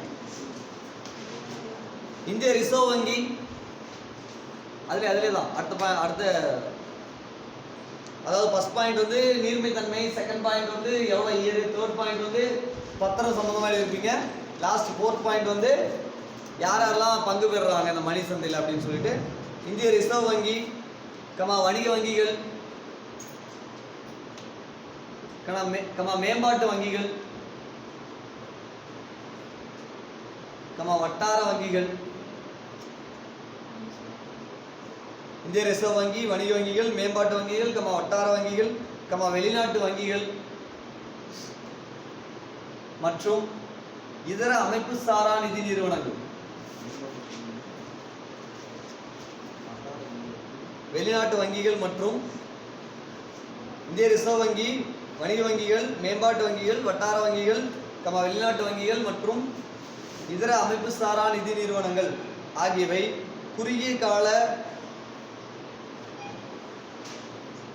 நிதியை பணச்சந்தையில் அளிக்கிறது. குறுகிய கால நிதியை சொல்லுங்கம்மா, எங்க எது எழுதிருக்கீங்க? வெளிநாட்டு வங்கிகள் மற்றும் இதர அமைப்பு சாரா நிதி நிறுவனங்கள் ஆகியவை குறுகிய கால நிதியை பணச்சந்தையில் அளிக்கிறது. அளிக்கிறதுன்னு அது கொடுக்கிறது, அந்த அளிக்கிறது. லீ வந்து கரெக்டாக போடுங்க, சரியா? ஸோ யாரெல்லாம் வராங்க அப்படின்றது முக்கியம். நீர்மைத்தன்மை எங்கே அதிகரிக்கிறது முக்கியம். பத்திரம் எவ்வளோ நாளில் மெச்சூரிட்டி கிடைக்கிறதுன்றது முக்கியம், சரியா? என்னென்ன பாண்ட்ஸ் உள்ள யாரெல்லாம் என்னென்ன பாண்டு கொடுக்குறாங்கன்றது முக்கியம். அரசு பத்திரம், வணிக பத்திரம், அந்த மாதிரி பத்திரங்கள் முக்கியம். அந்த வார்த்தையை போய் மறுபடியும் திருப்பி படிச்சுப்பாங்க. அடுத்து செகண்ட் ஹெட்டிங் கேபிட்டல் மார்க்கெட் பிராக்கெட்டில் மூலதன சந்தை. தமிழில் மூலதன சந்தை, இங்கிலீஷில் கேபிட்டல் மார்க்கெட்.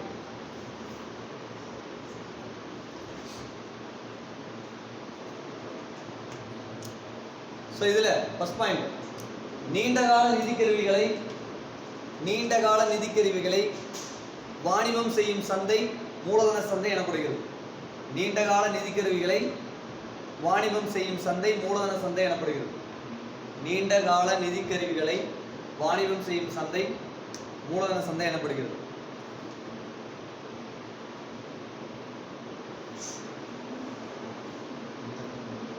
நெக்ஸ்ட் பாயிண்ட்ல வந்து என்ன சொல்லிட்டோம்? பத்திரம் இருக்கு இல்லையா?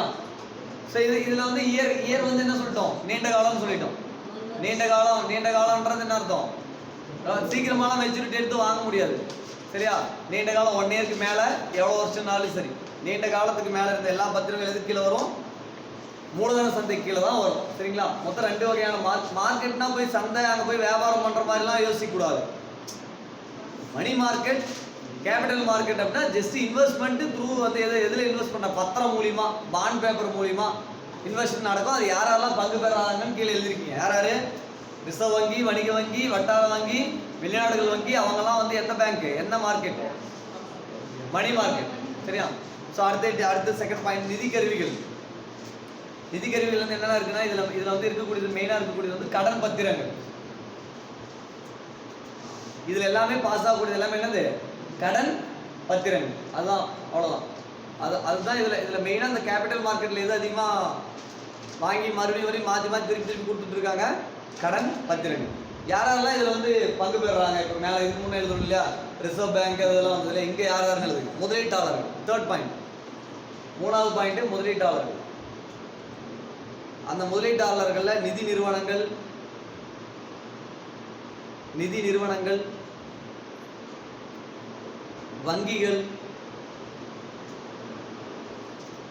அரசு, கவர்மெண்ட் பார்ட்டிசிபேட் பண்ணுது இந்த இடத்துல. பங்கு சந்தைகள், தொழில் நிறுவனங்கள்,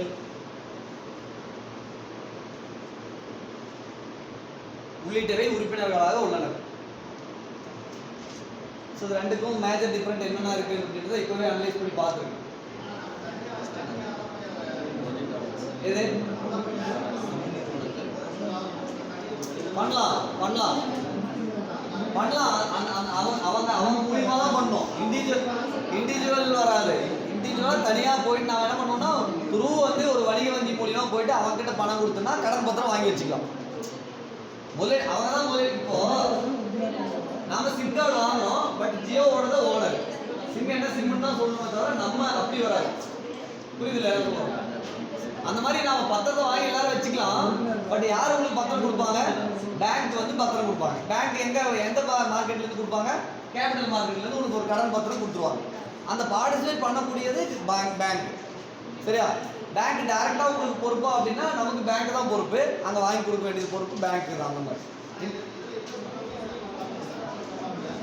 உங்களுக்கு நம்ம அதிகமா பணம் உடனே வேணும் அப்படின்னா நமக்கு பணம் மணி மார்க்கெட் தான். அரசுங்க தான் அரசு வருது. கவர்மெண்ட் எது வருது இல்லை இங்க பாருமா, கவர்மெண்ட் இதுல எது வருது? ரெண்டுல டைரக்டா அரசாங்கம் பங்கு பெறக்கூடிய சந்தை எது அப்படின்னு கேட்பாங்க. அரசுன்றது இதுலதான் வந்திருக்கு. இதுல அரசு வங்கிகள் வந்திருக்கு. பட் இதுல கவர்மெண்ட் டைரக்டாவே வருது. ஆனா ரிசர்வ் வங்கி எது வருது? ரிசர்வ் பேங்க் எது வருது? ஆர்பிஐ எங்க வருது? ஆர்பிஐ மணி மார்க்கெட்ல வருது, கேபிட்டல் மார்க்கெட். அந்த மாதிரி ஒவ்வொன்றையும் தனித்தனியா எடுத்து அப்பப்ப ரீட் பண்ணி பார்க்கணும். கொஸ்டின்ஸ் அந்த மாதிரி தான் ஃபார்ம் ஆகும். மெயினா ஃபார்ம் ஆகி இது வரைக்கும் ஃபார்ம் ஆகிறது எப்படி அப்படின்னா, லிக்விடிட்டி தன்மை, நீர்மை தன்மை எதுக்கு அதிகம்னு கொஸ்டின் கேட்டிருக்காங்க. யூபிஎஸ்சி ஃபார்மேட்லேயே கொஸ்டின் கேட்டிருக்காங்க. எது குறுகிய காலத்துல எது கிடைக்கும், எவ்வளவு வருஷத்துக்குள்ள கிடைக்கும்னு கேட்டிருக்காங்க. இந்த மாதிரி கொஸ்டின்ஸ் ஏற்கனவே கேட்டிருக்காங்க. டிஎன்பிசி ஓரியன்டா இல்ல உள்ள இன்டெப்தா capital market money market question கேட்கலாம்னு நினைக்கிறது. யாராவது கொஸ்டின் பார்த்துருக்கீங்களா? அந்த மாதிரி மணிச்சந்தை, மூலதன சந்தை, அந்த மாதிரி கொஸ்டின் கொடுத்துருக்காங்க. இந்த மாதிரி அந்த மாதிரி தெரியல, பார்க்கலாம். பழைய கொஸ்டின் இருந்தா உங்களுக்கு அதே கொஸ்டின் நான் எடுத்து கொடுங்க. இந்த டைம் நீங்க அடுத்த டெஸ்ட் எழுதுவீங்க இல்லையா, அதுல எக்கனாமிக்ஸ்ல ப்ரீவியஸ் இயர்ல கேட்ட கொஸ்டின்ஸ் தான் எடுத்து நான் அப்படியே கொடுத்துருக்கேன். நான் எந்த கொஸ்டின் நானா எடுக்கலன்னா அது நான் எடுத்த கொஸ்டின் தான். கொஸ்டின் பேப்பர் அங்கங்க இருக்கிறதெல்லாம் போட்டோ எடுத்து கொடுத்துருக்கேன் டைப் பண்றதுக்கு. கொஸ்டின் பேப்பர்ல டிஎன்பிசி கொஸ்டின்ல என்ன இருக்கும், ஈஸியா தான் இருக்கு. டைரக்டா கொஸ்டின் போடுறதா கோரி கொடுக்கும், ஈஸியா தான் இருக்கு. ஆன்சர் பண்ணலாம். அதுல ரெஸ்ட்ரிக்ஷன்லாம் கிடையாது, அதுல எந்த தடையும் இல்லை.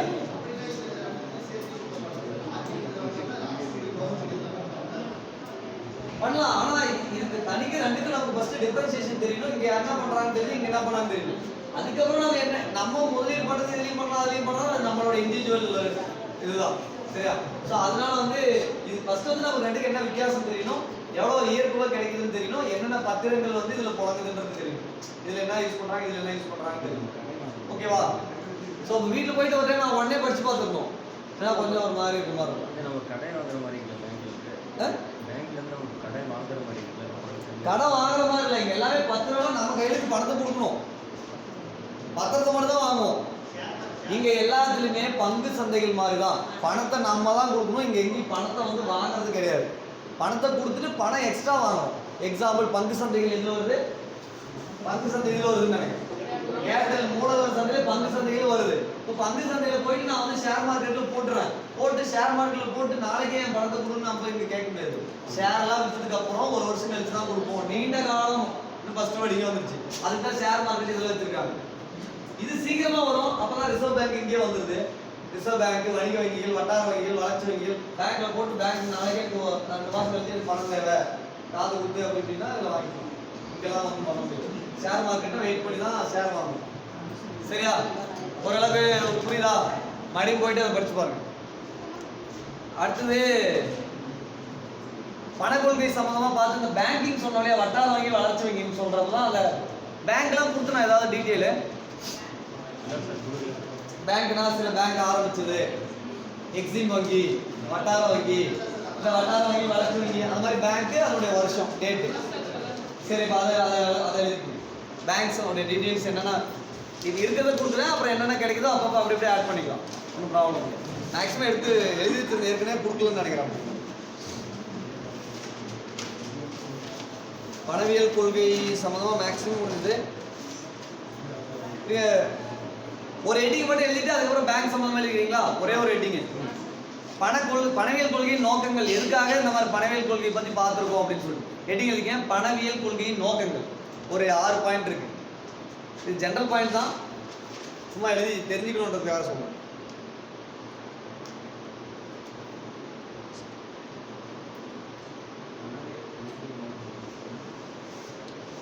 பணவியல் கொள்கையின் நோக்கம் ஃபர்ஸ்ட் பாயிண்ட், பணத்தின் நடுநிலைத்தன்மை. பணவியல் கொள்கையின் நோக்கங்கள்ல ஃபர்ஸ்ட் பாயிண்ட் பணத்தின் நடுநிலைத்தன்மை.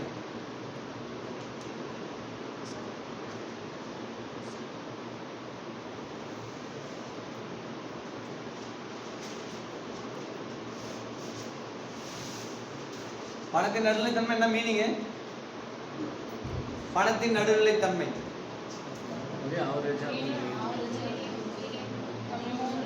ஏதோ ஒரு எக்ஸாம்பிள் சொல்லுங்க. பணத்தின் நடுநிலைத்தன்மை, ஸ்டெபிலைசேஷன் ஆஃப் மணி. பணத்தை அந்த பணத்துடைய எப்படி பணத்தின் நடுநிலைத்தன்மை எந்த மீனிங் பண்ணி சொல்லுங்க. விலையேற்றத்தை வந்து ஒரே லெவலில் ஓகே, ஒரு பாயிண்ட். பணத்தை வந்து அதிகமாக பணப்புழக்கம் இல்லாமல் கம்மியாகவும் இல்லாமல் நடுநிலைத்தன்மையாக வச்சுக்கணும். பணப்புழக்கம் வந்து நிறைய கையில் பணமும் இல்லாமல் ரொம்ப கையில் காசு இல்லாமல் இருக்கிற மாதிரி கவர்மெண்ட்ஸ் வந்து ரன் பண்ணும். பணவியல் கொள்கைக்கு யார் ரெஸ்பான்சிபிலிட்டி, அதுக்கு யார் காரணமாக இருப்பாங்க? ரிசர்வ் வங்கி, ஆர்பிஐ. டைரக்டாகவே பணக்கொள்கை பணம் சம்மந்தமாக இருக்கக்கூடியது மத்திய அரசு ப்ளஸ் ஆர்பிஐ. சரி, கவர்மெண்ட் அதாவது ஆர்பிஐ தான் மெயின். அதுக்கு உண்டான கருவிகள், பணக்கொள்கையை கையாளக்கூடிய கருவிகள் பார்க்குறப்ப டைரக்டாகவே repo rate, reverse repo rate, SLR, CRR. அதாவது பணத்தை வந்து கட்டுப்படுத்தக்கூடிய கருவிகள், பணக்கொள்கையின் கருவிகள்னு கொஸ்டின் கேட்டால் மெயின் கருவிகள் என்ன, எதை ஹேண்டில் பண்ணுறாங்க? மெயின் இன்ஸ்ட்ருமெண்ட்டா ஆர்பிஐ எடுத்துக்க. ஆர்பிஐ முதல்ல கையில் எடுக்கக்கூடிய இன்ஸ்ட்ருமெண்ட், அதாவது மெயின் கருவிகள் என்னது? பணக்கருவி. Repo rate, reverse repo rate. சரியா? எஸ்எல்ஆர், சிஆர் அடுத்தது. ஃபர்ஸ்ட் எடுக்கக்கூடிய repo rate, reverse repo rate. சரியா? அதான் அந்த மெயின் அந்த மேஜரில் வந்துடும். சரியா? ஸோ அப்போ பணத்தின் நடுநிலைத்தன்மைனா என்ன மீனிங் புரியுது இல்லை? ஸோ இன்னொரு எக்ஸாம் சொல்லிடுறேன். பணத்தின் நடுநிலைத்தன்மைனா இன்னைக்கு 100 ரூபா வச்சு ஒரு 5 கிலோ தக்காளி வாங்குறீங்க அப்படின்னா மறுபடியும் அதே 100 ரூபா வச்சு ஒரு மாதம் கழிச்சு வாங்கணும். அட்லீஸ்ட் ஒரு 4 கிலோவாவது வாங்குற மாதிரி இருக்கும். பணத்தின் நடுநிலைத்தன்மை அப்படி போயிட்டு இருக்கணும். அந்த மாதிரி ஏதாவது பொருள் வாங்குறத வச்சு லிங்க் பண்ணிங்கன்னா கரெக்டாக வச்சுக்கணும். இப்போ அடுத்த வாரம் போக போக 100 ரூபாய்க்கு 1 கிலோ வந்துருச்சு, அது நடுநிலைத்தன்மையாக இருக்கா? பணத்தின் வாங்கும் சக்தி குறையுது. பணத்தோட வாங்கும் நிறைய பணம் கொடுத்தா தான் ஒரு பொருள் கிடைக்குது அப்படின்னா நடுநிலைத்தன்மை இல்லை, வாங்கும் சக்தி கம்மியாகுது. அப்போ பணவீக்கம் என்ன ஆகுது? அதிகமாகுது. ஏன்னா விலைவாசி ஜாஸ்தியாக போகுது, வாங்க முடியல. விலைவாசி அதிகமானா பணவீக்கம் ஜாஸ்தி. பணவீக்கம்னா அப்போ என்கிட்ட 500 ரூபா கொடுத்தா தான் 5 கிலோ தக்காளி வாங்க முடியும். அப்போ என்கிட்ட 500 ரூபா இருக்கும், நான் எல்லாருக்கிட்டையும் பணப்புழக்கம் அதிகமாகிடும். 500 ரூபா கொடுத்து 5 கிலோ தக்காளி வாங்குற மாதிரி சூழ்நிலை வரக்கூடாது. நடுநிலைத்தன்மையாக போயிட்டு இருக்கும். மணி வந்து கரெக்டாக பணத்தோட வாங்கும் சக்தி வந்து ரொம்ப குறையாம கூடாம, அதுக்கே அதே 100 ரூபாய் வச்சுக்கிட்டு 20 கிலோ வாங்குற மாதிரியும் போகக்கூடாது. ஒரே நார்மலாக போயிட்டு இருக்கிற மாதிரி இருக்கும். ஸோ அதுக்கு தான் பணத்தின் நடுநிலைத்தன்மை அப்படின்ற பாயிண்ட். அது பாயிண்டாக உள்ள கொடுக்கல, எழுதணும் அவசியம் நல்லதுக்கு. பணத்தின் நடுநிலைத்தன்மைன்னா இதுதான் நடுநிலைத்தன்மை. இந்த பேசுறதெல்லாம் எக்ஸ்பிளைன் பண்ணுறதா எழுதணும் அவசியம் இல்லை, தேவையில்லை, அப்படியே விட்டுருங்க. அது யார் நேமா அதை மட்டும் வெளியே கீழே எழுதிக்கோங்க. விக்ஸ்டெட்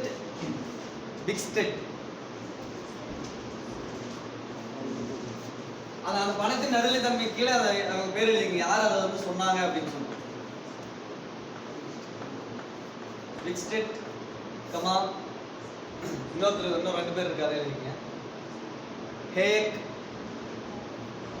ஆர் ஏக் மற்றும் கிங்ஸ் ராபர்ட்சன்.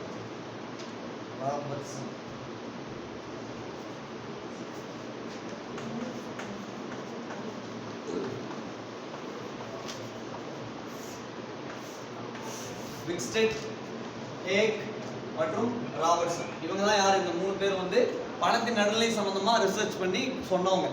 இவங்க 3 பேர். இந்த 3 பேர் நேம் மட்டும் கீழே எழுதிக்கங்க. கேட்க மாட்டாங்க, மேக்ஸிமம் எழுதிக்கங்க. எதுக்கும் புக்கில் ஸ்கூல் டேட்டாவில் இருந்தது, பணத்தின் கொள்கையில் அந்த பாயிண்ட்ஸை படிக்கிறப்ப இடையில இருந்த நேம் மட்டும் தனியாக எடுத்து எழுது. செகண்ட் பாயிண்ட், பரிவர்த்தனை விகிதத்தில் நிலைத்தன்மை. பரிவர்த்தனை விகிதத்தில் நிலைத்தன்மை.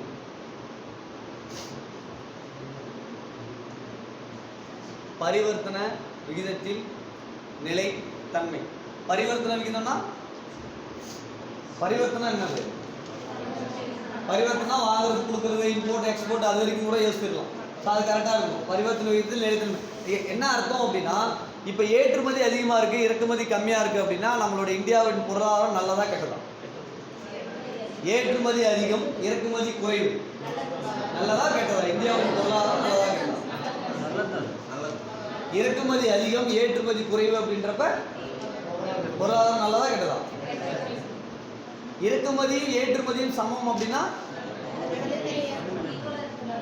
ஓரளவுக்கு பரவாயில்ல. அதுவும் வந்து கெட்டதுன்னு சொல்ல முடியாது, ஓரளவுக்கு ஓகே. ஸோ எப்பயுமே ஏற்றுமதி அதிகமாக இருக்கணும். கான்செப்ட் படி ஏற்றுமதி அதிகமாக இருக்கணும், கம்மியான பொருளை மட்டும் இறக்குமதி பண்ணணும். ஸோ நம்ம எதெல்லாம் இறக்குமதி அதிகமாக பண்ணுறோம்? ஸோ எடுத்த உடனே டேரெக்டாக எல்லாருக்கும் தெரிஞ்சது பெட்ரோல். ஸோ நமக்கு தெரிஞ்சது என்னது? பெட்ரோல் தான் அதிக வகையில் பெட்ரோல் இறக்குமதியில் டேரெக்டாக கச்சா எண்ணெய் இறக்குமதி பண்ணுறோம். நாமளே அது வந்து என்ன பண்ணுறோம்? அதை வந்து பியூரிஃபிகேஷன் பண்ணி ரிஃபைன் பண்ணி நம்மளே பெட்ரோலை தனியாக பிரித்து வச்சு தாரை தனியாக பிரித்து எடுத்து அது தனித்தனியாக பிட்டுமன் தனியாக எல்லாமே தனித்தனியாக அதுலேருந்து கச்சா எல்லாம் தனித்தனியாக பிரித்து எடுத்தோம், தேவையான தனியாக பிரித்து எடுத்தோம்.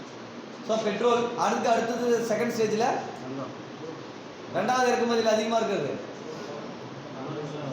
ரெண்டாவது இறக்குமதியில் அதிகமாக இருக்கிறது பெட்ரோலுக்கு அப்புறம் அடுத்தது எதுவும் அதிகமாக இறக்குமதி, வெளிநாட்டுல இறக்குமதி பண்ணுறோம். ஆட்டோமொபைல்ஸ் செகண்ட் பார்ட்டில் இருக்கிறது தங்கம் தான், செகண்ட் பார்ட்டில் இருக்கிறது தங்கம் தான். ஏன் அப்படின்னா இந்தியாவுக்காரங்களுக்கு தங்கம்னா ரொம்ப பிடிக்கும். பெண்கள் எக்ஸ்பெஷலி பெண்களுக்கு வந்து ஆண்கள் வந்து அதிகமாக இல்லை, பெண்களுக்கு வந்து அதிகமாக தங்கம் எல்லாமே, அதனால வந்து தங்கத்தை இறக்குமதி பண்ணுறாங்க. ஸோ இந்த ரெண்டுத்தையும் கம்மி பண்ணிட்டா என்ன நடக்கும் அப்படின்னா நாடு ஓரளவுக்கு முன்னேறு. தங்கத்தை வந்து யூஸ் பண்ணுறதை கம்மி பண்ணிக்கிட்டு பெட்ரோல் யூசேஜ் கம்மி பண்ணிக்கிட்டா ஓரளவுக்கு என்ன பண்ணலாம், இறக்குமதியை கம்மி பண்ணலாம். பொருளாதாரத்தை ஓரளவுக்கு ஏதாவது இருக்கிறத வச்சு ஆத்ம நிர்மான்னு சொல்கிறாங்க இல்லையா, ஆத்ம நிர்மான் அப்படின்னு சொல்லிட்டு அது மாதிரி பண்ணலாம். ஸோ பெட்ரோல் இறக்குமதியை கம்மி பண்ணுறதுக்கு என்னெல்லாம் கவர்மெண்ட் நடவடிக்கை எடுது, ஒரு பக்கத்தில் விலாவரியாக எழுது. ஸோ அது மாதிரி கொஸ்டின் கேட்பாங்க கண்டிப்பாக. குரூப் 1 எக்ஸாம்ஸு இதெல்லாம் மெயின்ஸ் எக்ஸாம் போனீங்க அப்படின்னா பெட்ரோல் இறக்குமதி, பெட்ரோல்லாம் சொல்லியாச்சு இறக்குமதி பண்ண வேணான்ட்டு, அப்போ அரசாங்கம் எடுத்துக்கொள்ளக்கூடிய நடவடிக்கை என்னது, ஃபேம் திட்டம், FAME ஃபேம் படிச்சிருக்கீங்களா? ஃபேம் திட்டம், ஃபேம்னா என்ன, faster adaptation manufacturing electrical vehicle, எல்லாமே என்ன பண்ணணும், கரண்ட்டில் ஓடுற வண்டியாக தயாரிக்கணும். அப்போ கரண்ட்டுக்கு எங்கே போவீங்க, அது அடுத்த பிரச்சனை இருக்குது. அடுத்தது ஆனால் இப்போதைக்கு பெட்ரோல் இறக்குமதி தடை பண்ணுறதுக்கு கவர்மெண்ட் எடுத்துக்கூடிய ஸ்டெப் என்ன அப்படின்னா எலக்ட்ரிக்கல் வெஹிக்கிள். அதுக்கு திட்டம் என்ன பேர் அப்படின்னா FAME ஃபேம் அப்படின்னு பேர், அது பேர் சரியா. இப்போ நாம் யூஸ் பண்ணக்கூடியது பாரத் 6 ஸ்டாண்டர்ட், பாரத் BS6. என்ன வெஹிக்கிள் இப்போ வந்திருக்கு கவர்மெண்ட், என்ன வெஹிக்கிள் போயிட்டு இருக்கு, BS6. BS4 விட்டுட்டு BS4 இருக்கு, BS5 போல கவர்மெண்ட் டேரக்டாக BS6. இதெல்லாம் கொஸ்டினாக பார்க்கலாம், ஏன்னா இப்போ நடந்து கரெக்டாக பேசு. BS6 இப்போ வந்து நடைமுறையில் இருக்கு. எப்போ இருந்து, ஏப்ரல் 1, 2020 அன்று நடைமுறைப்படுத்தப்பட்ட விஷயம் BS6. நீங்கள் எடுக்கக்கூடிய பைக் எல்லாம் இப்போ எடுத்தீங்கன்னா எல்லாமே BS6 தான். ஏன் BS6 அப்படின்னா பொல்யூஷனை கம்மி பண்ணுறோம். பார்ட்டிகுலேட் மேட்டர் PM இருக்கு இல்லையா, PM வந்து 10 அப்படி வரைக்கும் பொல்யூஷன் இருக்குது, அதை வந்து அதுக்கு கீழே குறைச்சி பார்ட்டிகுலேட் மேட்டரை கம்மி பண்ணுறோம் அப்படின்னு சொல்லிட்டு வண்டியை ரெடி பண்ணியிருக்கோம். பொல்யூஷன் கம்மி பண்ணக்கூடிய ஒரு மெத்தடுக்கு போகிறது தான் பாரத் ஸ்டாண்டர்ட் 6. கார்பன் மோனாக்சைடு அதிகமாக வெளியிடுது இல்லையா, அதை கம்மி பண்ணுறது மாதிரி சரியா. ஸோ இதெல்லாம் ஜென்ரலான பாயிண்ட்டு. நம்ம என்னென்ன டிஸ்கஸ் பண்ணியிருக்கோமோ இது எல்லாமே நீங்கள் மறுபடியும் எங்கேயாவது படிக்கிறப்ப ரிவைஸ் பண்ணி படிக்கணும் சரியா. ஸோ அடுத்தது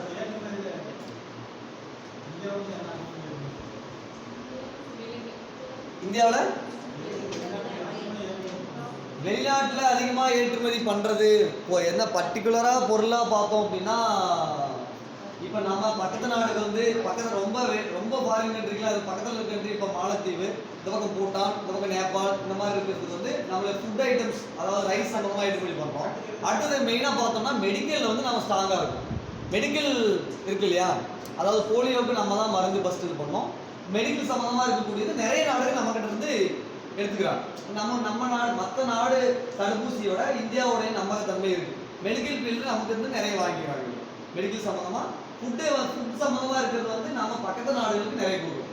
மாலத்தீவு, இந்த பக்கம் பூட்டான், இந்த பக்கம் நேபாள், இந்த மாதிரி கண்ட்ரிஸ்க்கு நிறைய கொடுக்கும் சரியா. இந்த நம்ம அதிகமாக எடுத்துக்கிறதுனா வெளியில் பக்கத்தில் இந்த பக்கம் UAE அவங்ககிட்ட இருந்து நம்ம மெயினாக என்ன இப்போ எப்படி பார்க்குறோம் அப்படின்னா, ஃபஸ்ட்டு நிறைய டாப்பிக்காக பிரிக்கணும். சாப்பாடு சம்மந்தமாக, அதாவது ஃபஸ்ட்டு எடுத்தோடனே ஃபுட்டு, அதுக்கப்புறம் நம்ம யூஸ் பண்ணுற வெஹிக்கிள்ஸ், ஆட்டோமொபைல்ஸ், அதுக்கப்புறம் மெடிக்கல்ஸ், அதுக்கப்புறம் ட்ரெஸ், கிளாத்ஸ், அந்த மாதிரி இந்த மாதிரி தனித்தனியாக ஒவ்வொரு பிரித்து அது எந்தெந்த நாடு அப்படின்னு தான் பிரிக்கும். பர்டிகுலராக ஒரு நாட்டிலேருந்து இவங்ககிட்டேருந்து எல்லாம் வாங்குறோமா அப்படி கிடையாது. இப்போ ராணுவம் போயிட்டோம் அப்படின்னா அமெரிக்காவும் ரஷ்யாக்கிட்ட நம்ம டிபெண்ட் பண்ணி அதிகமாக வாங்கணும். ரஷ்யாக்கிட்ட S-400 படிச்சிருக்கீங்களா, அப்பாச்சி ரக விமானங்கள் அமெரிக்கா கிட்டேருந்து போய் வாங்கிடும். S-400 பார்த்தீங்கன்னா ரஷ்யா கிட்டேருந்து போயிடும். ரஷ்யா கிட்டேருந்து வாங்கக்கூடாதுன்னு அமெரிக்கான்னு சொல்கிறாங்க நம்மகிட்ட, இன்னும் சொல்லி அழுத்தம் கொடுத்துட்டே தான் இருக்கிறாங்க சரியா. இந்த மாதிரி ஒவ்வொரு நாடுகிட்டையும் ஒவ்வொன்று வாங்குறோம். இதுக்கு நிறைய கூட்டமைப்புகள் இருக்குது. அதான் என்னது, சார்க் நாடு, பிரிக்ஸ் நாடு சரியா. இந்த மாதிரி கூட்டமைப்பு நாடுகள் இருந்தால் அவங்ககிட்ட இருந்து ஒவ்வொரு பொருளும் அந்த நாடுகிட்ட வாங்குவோம். அதுக்கு டேக்ஸ் இல்லாமல் வந்து இறக்குமதி பண்ணுங்கன்னு சொல்லுவோம். டேக்ஸ் இல்லாமல் இறக்குமதி பண்ணிக்குவோம். நாம் டேக்ஸ் இல்லாமல் அவங்களுக்கு திருப்பி கொடுப்போம் சரியா. அந்த மாதிரி ஏசியன் நாடுகள், ஏசியன் கூட்டமைப்பு, பிரிக்ஸு, சார்க் அமைப்பில் இல்லாத நாடை கண்டுபிடி, பிரிக்ஸில் இல்லாத நாடை கண்டுபிடி கொஸ்டின்ஸ் வரும். சார்க் அமைப்பில் அதிக மக்கள் தொகை கொண்ட நாடு எது? அப்ப சார்க் அமைப்பில் இருக்கக்கூடிய நாடுலாம் ஃபர்ஸ்ட் தெரியும். பிரிக்ஸ் இதெல்லாம் நீங்க தனியா இருக்கிற நீ படிக்கணும். ஐநாவை பத்தி படிக்கணும், சார்க் பத்தி படிக்கணும், பிரிக்ஸ் பத்தி படிக்கணும்.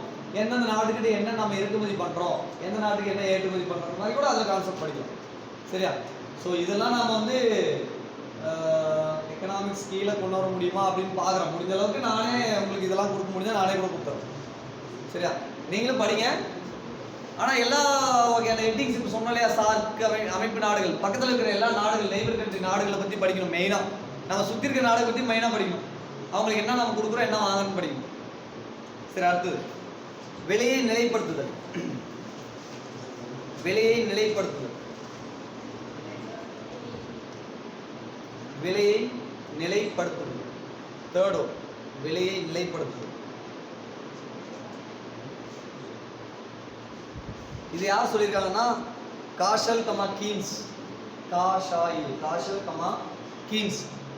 விலையை நிலைப்படுத்துதல் நம்ம ஏற்கனவே எல்லாம் டிஸ்கஸ் பண்ணதான். பணத்தை நிலைப்படுத்துதலுக்கு ஒரு மாதிரியும் விலையை நிலைப்படுத்துறது ரெண்டு கிட்டத்தட்ட ஒரே மாதிரி லிங்க் தான். ஒரு பொருளுடைய விலையை வந்து கரெக்டாக வச்சிருக்கும். காஷல் comma Keynes. Keynes JM Keynes எழுதிருப்பீங்களா? Keynes JM Keynes. காஷல் கமா கீன்ஸ் எழுதிட்டுமா சொல்லுங்க. ரொம்ப தருவாங்க நீங்க எழுதியே போட்டோம்.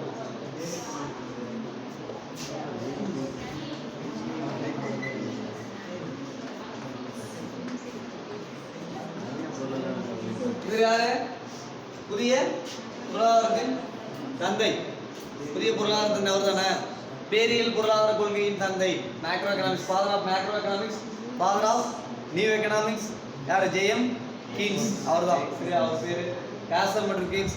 பொருளாதாரத்தின் தந்தை. அந்த தந்தை சொன்னாலே father of new economics, father of economics, அந்த மாதிரி கொஸ்டின்ஸ் இருக்குன்னு நினைக்கிறேன் எக்ஸாம்ல. அடுத்த 4th பாயிண்ட் முழு வேலை வாய்ப்பு.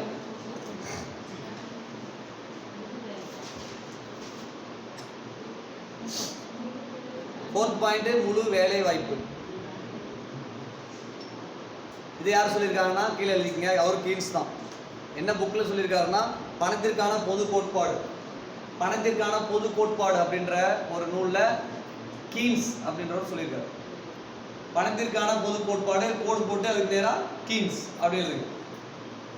முழு வேலைவாய்ப்பு கீழே பாயிண்ட்ஸ் என்ன அப்படின்னா பணத்திற்கான பொது கோட்பாடு யாரோட புக்? அது கீன்ஸோட. அந்த புக்கில் தான் முழு வேலைவாய்ப்பு பற்றி அவர் எழுதியிருக்காரு. 5th பாயிண்ட் பொருளாதார வளர்ச்சி. 5th பாயிண்ட் பொருளாதார வளர்ச்சி. பொருளாதார வளர்ச்சி. லாஸ்ட் பாயிண்ட் சமநிலையை பேணுதல். சமநிலையை பேணுதல் எல்லாம் மொத்தம் சமநிலையை பேணுதல். சமநிலையை பேணுதல். கீழே வேணா ஸ்டேட்மெண்ட் மாதிரி எழுதுங்க. உலக வர்த்தகம் சமமற்ற நிலையில்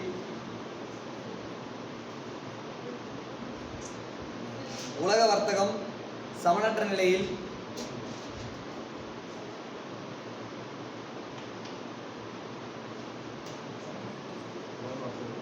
உலக வர்த்தகம் சமனற்ற நிலையை அதிகரித்தால்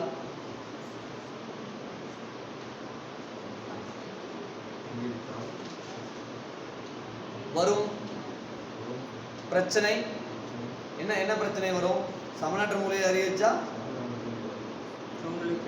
அந்நிய செலாவணி பிரச்சனை வரும். என்ன பிரச்சனை வரும்? அந்நிய செலாவணி பிரச்சனை. எக்ஸாம்பிள் எப்படி? எக்ஸாம்பிள் ஏதாவது சொல்லி பார்க்கலாம். உலக வர்த்தகம் சமனற்ற முறையில் என்ன எழுதிருக்கீங்க? உலக வர்த்தகம் சமனற்ற முறையில் அதிகரித்தால் வரும் பிரச்சனை என்ன பிரச்சனை? அந்நிய செலாவணி. அந்நிய செலா உலக வர்த்தகம் சமனற்ற முறையில் இந்தியாவை எடுத்துங்க, பக்கத்து ஒரு நாடு எடுத்துங்க. நம்மளே மொத்தம் ஏற்றுமதியே பண்ணிட்டு இருந்தோமா? ஏற்றுமதி பண்ணிட்டு இருந்தோம். அவங்க நாடு ஏற்றுமதியே பண்ணிட்டு இருந்தா என்ன நடக்கும்? நம்ம இம்ப்ரூவ் ஆகிட்டே போகும். அவங்க கிட்ட இருந்து பணத்தை வாங்கிட்டே இருப்போம். நம்ம பணம் அவங்ககிட்ட போகாது. அவங்க பணம் மட்டும் தான் நம்மகிட்ட வந்துட்டே இருக்கும். சரியா? நம்ம எக்ஸாம்பிளுக்கு வேற நாடுல இருந்து இறக்குமதி பண்ணிட்டே இருக்கோம் அப்படின்னா நம்ம அவங்ககிட்ட இருந்து அவன் பணத்தை கொடுத்தா நம்ம வாங்கணும். எக்ஸாம்பிளுக்கு அமெரிக்கா கிட்ட இருந்து ஒரு பொருளை வாங்குறோம். இத்தனை டாலர்னு சொல்றான்னு வைங்க. எக்ஸாம்பிளுக்கு ஒரு $500 நம்ம இறக்குமதி பண்ணிட்டோம். ஒரு அப்பாச்சி ஒரு விமானத்தை கொண்டு வந்து இறக்கிட்டோம். இப்போ அதுக்கு நீங்க வந்து கொடுக்கணும். என்ன கொடுக்கணும்? $500 கொடுக்கணும். $500 என்ன பண்ணுவீங்க? $500 நம்ம கிட்ட இருக்கணும். ஏன்னா நாம என்ன பண்ணிருக்கோம்? நாம எதையாவது ஒன்று இறக்குமதி பண்ணி அவங்ககிட்ட இருந்து வாங்கியிருக்கோம். ஒரு ஆப்ஷன். இல்ல அப்படின்னா நம்ம நாட்டுல இருக்கிறவங்கலாம் நிறைய பேர் ஃபாரின் போயிட்டு அமெரிக்காவுக்கு வந்து சம்பாதிச்சு நம்ம வீட்டுக்கு பணம் அனுப்பிடுவோம், டாலரா அனுப்பிச்சிருக்கோம். இந்த 2 வகையில தான் பணம் சம்பாதிக்கும். வேற என்ன பண்ண முடியுமா? வேற ஆப்ஷன், ஒரு ஆப்ஷன் ஏற்றுமதி இறக்குமதி பிசினஸ். ரெண்டாவது ஆப்ஷன் வந்து வேற, அதாவது வெளிநாடு வாழ் இந்தியர்கள் நம்ம நாட்டுல இருந்து வெளிநாட்டுல போய் சம்பாதிச்சு வீட்டுக்கு பணம் இருக்கும். நம்ம நாட்டுல போய் பணம் இருக்கிறது நல்லதா, வெளிநாட்டு போறது நல்லதா கேட்டா நல்லதுதான். அவன் போய் சம்பாதிச்சாங்கன்னா அதை வச்சுட்டு கவர்மெண்ட் என்ன பண்ணும்? RBI வந்து சேவ் பண்ணி வச்சுக்கோம் டாலர்ஸ்லாம். அதை வந்து பணமா இங்க மாற்றி கொடுத்துரும். அந்த பணத்தை வச்சு கவர்மெண்ட் என்ன பண்ணும் அப்படின்னா ஒரு குறிப்பிட்ட பொருளை இவ்வளோ டாலர் கொடுத்து அது வாங்கும். இது சமமா நடக்கணும். இல்ல மாதிரி இல்லை அப்படின்னா இது பிரச்சனை என்ன நடக்கும்? அந்நிய செலாவணி பிரச்சனைகள் நடக்கும். இதுக்கு வந்து சமநிலையை வந்து கரெக்டாக வச்சுக்கணும். இதெல்லாம் வந்து பணக்கொள்கையில் இருக்கக்கூடிய நோக்கங்கள், பணக்கொள்கைக்கு உண்டான நோக்கங்கள். சரியா? பணக்கொள்கை வந்து டைரக்டா ஈடுபடுறது யார் அப்படின்னா ரிசர்வ் பேங்க் ஆஃப் இந்தியா தான் ஈடுபடும். சரியா? மத்திய மைய வங்கி. மத்திய மைய வங்கின்னு சொல்லக்கூடிய வங்கி என்னது? RBI, Reserve Bank of India. சரியா? ஸோ இது வந்து பணக்கொள்கையில் இருந்த பாயிண்ட்ஸ். இப்போ ஜென்ரலாக சில பேங்க்ஸ் எல்லாம் இருக்கு. அந்த பேங்க்ஸ் மட்டும் கொஞ்சம் டக்குன்னு எழுதுங்க. டைம் என்ன இருக்கு? டைம் எவ்வளோ இருக்கு? டைம் ஆயிடுச்சா? எவ்வளோ? 3. அப்போ ஓகே. அது அந்த பேங்க்ஸ் எல்லாமே பார்ப்போம்.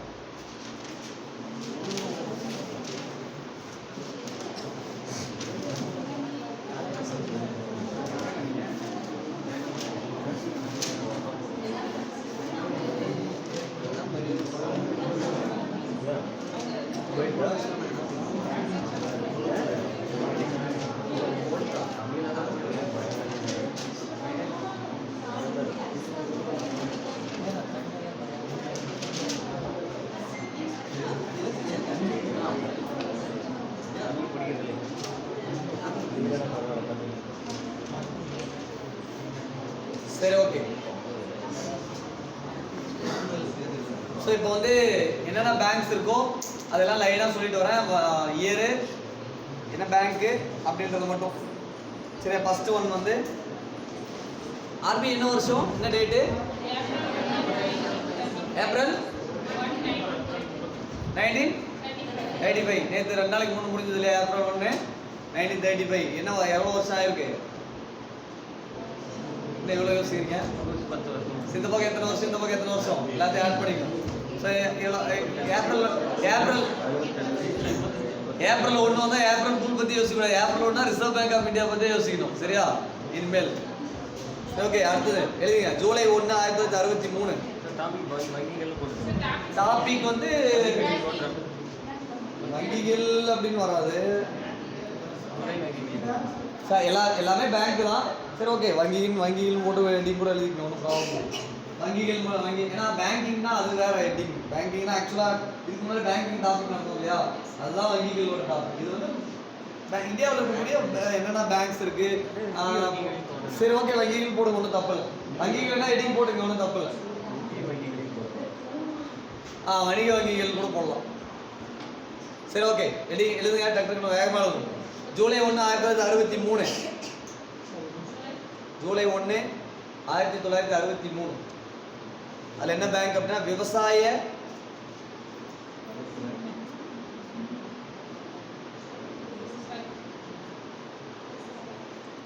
விவசாய மறுகடன் மேம்பாட்டு கழகம்.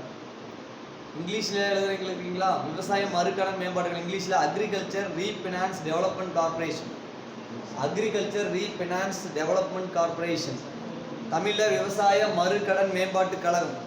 இங்கிலீஷ்ல சொல்றேன், தமிழ்ல சொல்றேன். ஏன்னா பேங்கிங் நேம் வந்து 2 முக்கியம் தான். 2 எழுதுனா எழுதிக்கணும். விவசாய மறுகடன் மேம்பாட்டு கழகம் தமிழ்ல, இங்கிலீஷ்ல agriculture refinance development corporation.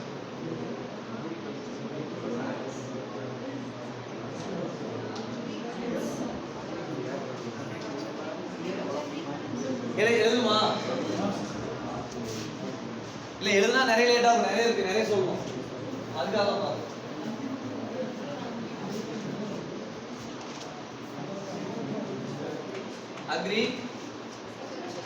Agriculture refinance, அதுக்கப்புறம் development, refinance development agriculture refinance development corporation, மறுகடன் மேம்பாட்டு கழகம், விவசாய மறுகடன் அக்ரிகல்ச்சரல்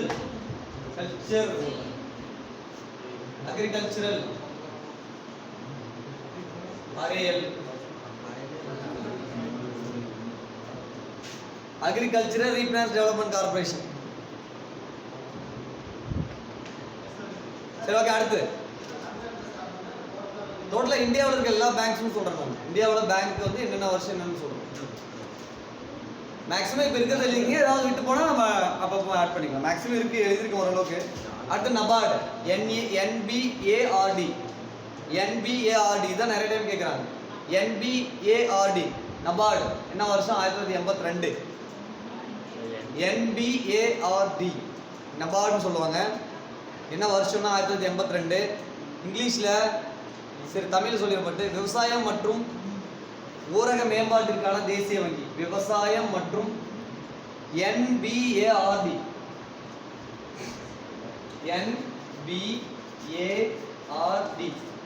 நிறைய டைம் டேரக்டா இயர் கேட்டிருக்காங்க. ஃபாரஸ்ட் எக்ஸாம், ஃபாரஸ்ட் கார்டில் ஃபாரஸ்ட் எக்ஸாமில் இந்த இது கேட்டிருக்காங்க நிறைய டைம். ஏன்னா இது சம்மந்தமாக விவசாய சம்மந்தமாக பேங்க் தானே ஃபாரஸ்ட், அந்த மாதிரி அதனால அது கேட்குறாங்க. இயர்ஸ் டேரெக்டாக இயர் கொஸ்டினே ஃபாரஸ்ட்டில் பார்த்தீங்கன்னா ஒரு 4-5 கொஸ்டினுக்கு மேலேயாவது இருக்கும். யாரும் எழுதிருக்கீங்களா ஃபாரஸ்ட் கார்டு, ஃபாரஸ்ட் எக்ஸாம்ஸு? அதில் பார்த்தீங்கன்னா இயர் டேரெக்டாகவே இயர்ஸு, பேங்க் நேமு இல்லை ஏதாவது ஆரம்பிச்சது அப்படின்னு போனால் இயர்ஸ் நிறைய வரும். அதனால் இது இந்த டாபிக் யூஸ் ஆகும். 1982 விவசாயம் மற்றும் ஊரக மேம்பாட்டிற்கான தேசிய வங்கி, விவசாயம் மற்றும் ஊரக மேம்பாட்டிற்கான தேசிய வங்கி, விவசாயம் மற்றும் ஊரக மேம்பாட்டுக்கான தேசிய, இங்கிலீஷ்ல நேஷனல் பேங்க் ஃபார், பாருங்க அதான் இங்க நபார்டுன்றது. தமிழ்ல நபார்டு எழுதும், தமிழ்லயும் நபார்டு தான் இருக்கு. நபார்டுன்னு இருக்கும். இல்ல என்ன அப்படிதான் ஆக்சுவலா டிரான்ஸ்லேட் பண்ணிருக்காங்க. நபார்டுன்னு இங்கிலீஷ்ல, தமிழ் அப்படி நபார்டு தான் டிரான்ஸ்லேட் பண்ணிருக்காங்க. ஏ வரும் ஆக்சுவலா, ஏ இல்ல இப்படிதான் இருக்கும்.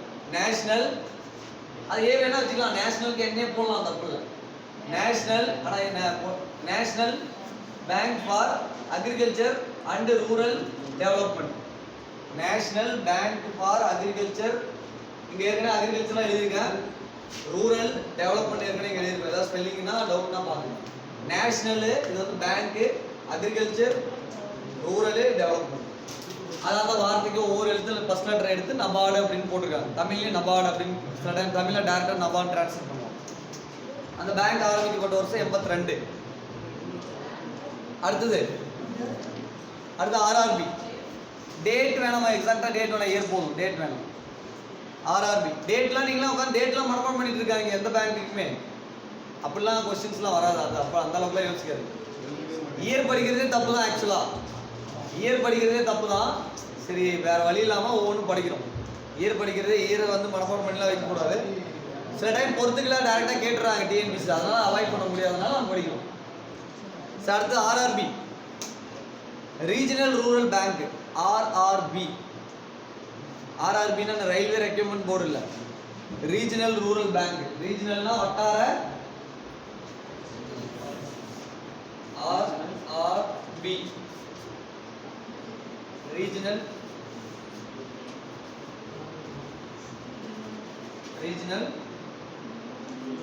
Rural regional rural bank. தமிழ்ல வட்டார ஊரக வங்கி. வளர்ச்சி இல்ல, அங்க ரூரல் வருது இல்ல, வட்டார ஊரக வங்கி. வளர்ச்சினா ரூரல் ரீஜனல் டெவலப்மெண்ட் பேங்க்னு வரணும்.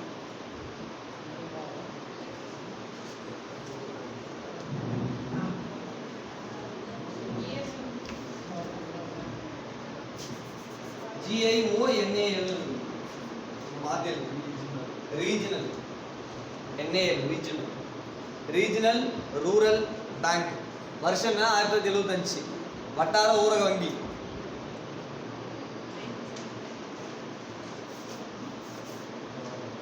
அடுத்தது ICICI.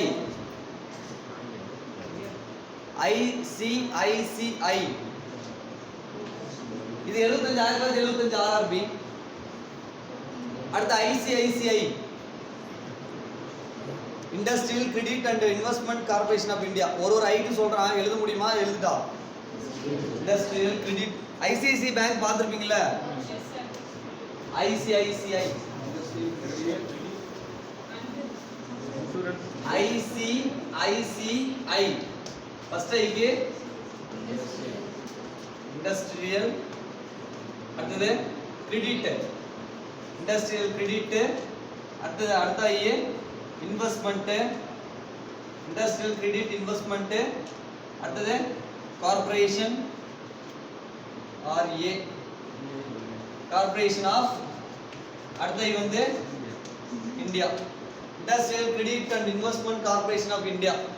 இதாவது ஐசிஐசிஐ இண்டஸ்ட்ரியல் கிரெடிட் அண்ட்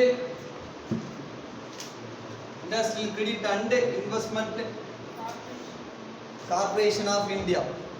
தமிழ்ல இந்திய தொழில் கடன் மற்றும் முதலீட்டு கழகம். தமிழ்ல எழுதுங்க, இந்திய தொழில் கடன் மற்றும் முதலீட்டு கழகம். இந்திய தொழில் கடன் மற்றும் முதலீட்டு கழகம். இந்திய தொழில் கடன். கிரெடிட்னா கடன் பா, கிரெடிட்னா அர்த்தம் கடன். இந்திய தொழில் கடன் மற்றும் முதலீடு. முதலீடுனா இன்வெஸ்ட்மெண்ட். டைரக்டா இப்பயே நீங்க இங்கிலீஷ் தமிழ் டிரான்ஸ்லேஷன் ரெடி ஆகணும். குரூப் 2 இன்டர்வியூ போஸ்ட்ல டிரான்ஸ்லேஷன் பார்ட் இருக்கு இல்லையா? அப்போ இங்கிலீஷ் வார்த்தை, அது தமிழ், எந்த வார்த்தைக்கு என்ன டிரான்ஸ்லேஷன்றதை அது ரெண்டையும் மிங்கிள் பண்ணி படிச்சுக்கணும். தனியாக அதுக்குன்னு தனியாக உட்காந்து ஒரு நாள் படிக்க முடியாது. தொழில் கடன் மற்றும் முதலீடு. Industrial credit and investment corporation தமிழ்ல இந்திய தொழில் கடன் மற்றும் முதலீட்டு கழகம். கழகத்துக்கு கார்ப்பரேஷன் இல்ல, கழகம் கார்ப்பரேஷன், கடன் கிரெடிட், அப்புறம் முதலீடு இன்வெஸ்ட்மெண்ட், அவ்வளவுதான். தொழில் இண்டஸ்ட்ரியல் தான் தொழில். அந்த வார்த்தை டிரான்ஸ்லேட்டர் இப்பயே படிச்சிருக்கேன். இயர் 1955 1955.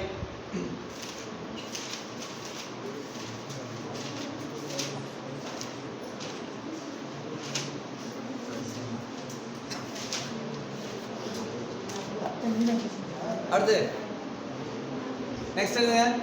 பாரதிய மகிழா வங்கி. பாரதிய மகிழா வங்கி. பாரதிய மகிழா வங்கி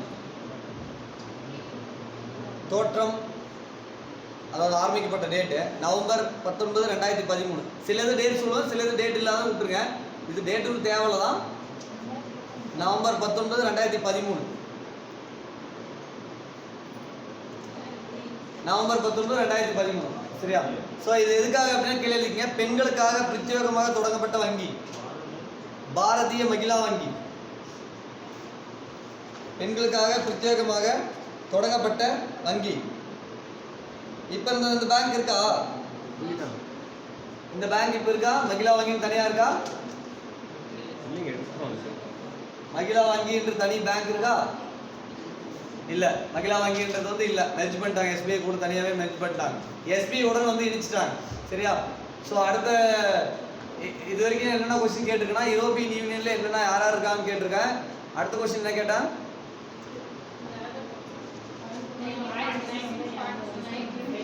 1946ல இந்தியாவோட வைஸ்ராய் யாருன்னு கேட்டிருக்கோம். இப்போ அடுத்தது வந்து மகிழா வங்கி எந்த வங்கியுடன் எந்த வருஷம் இணைக்கப்பட்டது? மகிழா வங்கின்னு இல்லை இல்லையா? இப்போ அந்த வங்கி எந்த வங்கியோட சேர்ந்துச்சு? 3 கொஸ்டின் பா. அடுத்த நெக்ஸ்ட் கிளாஸ்ல நான் ஆன்சர் சொல்றேன், இல்லை நீங்க பார்த்துட்டு வாங்க, நான் சொல்றேன். 3 கொஸ்டின் கேட்டிருக்கு இது வரைக்கும். மகிழா வங்கி எந்த வங்கியுடன் இணைக்கப்பட்டது? அது ஒரு கொஸ்டின். அதுலேயே என்ன வருஷம் அப்படின்றதையும் பார்த்துக்கோ. ஒரே கொஸ்டின். மகிழா வங்கி என்பது பெண்களுக்காக தொடங்கப்பட்ட வங்கி. அடுத்தது முத்ரா பேங்க். முத்ரா பேங்க் ஆக்சுவலா இங்கிலீஷ் வேர்டு தான் முத்ரா, அப்படியே தமிழ்லயும் முத்ரான்னு தான் சொல்லுவாங்க. முத்ரா MUDRA, தமிழ்ல முத்ரான்னு அப்படியே டிரான்ஸ்லேட் பண்ணி அப்படியே டைரக்டா முத்ரா.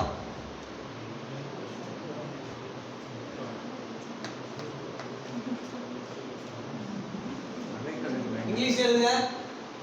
Micro units. இது வந்து M என்னது? M க்கு வந்து micro units development refinance agency. Refinance ஏற்கனவே எழுதிருப்போம்னு நினைக்கிறேன். இந்த இடத்துல ரீஃபைனான்ஸ் ஏற்கனவே வார்த்தை வந்திருக்கு. Development refinance agency. ஏஜென்சி ஏ வந்து ஏஜென்சி முத்ரா. இதுல மூன்று வகையான கடன் சொல்லுமா? மைக்ரோ யூனிட்ஸ் எழுதி போட்டா எழுதி போட்டா சொல்லுங்க. Micro units development finance micro units development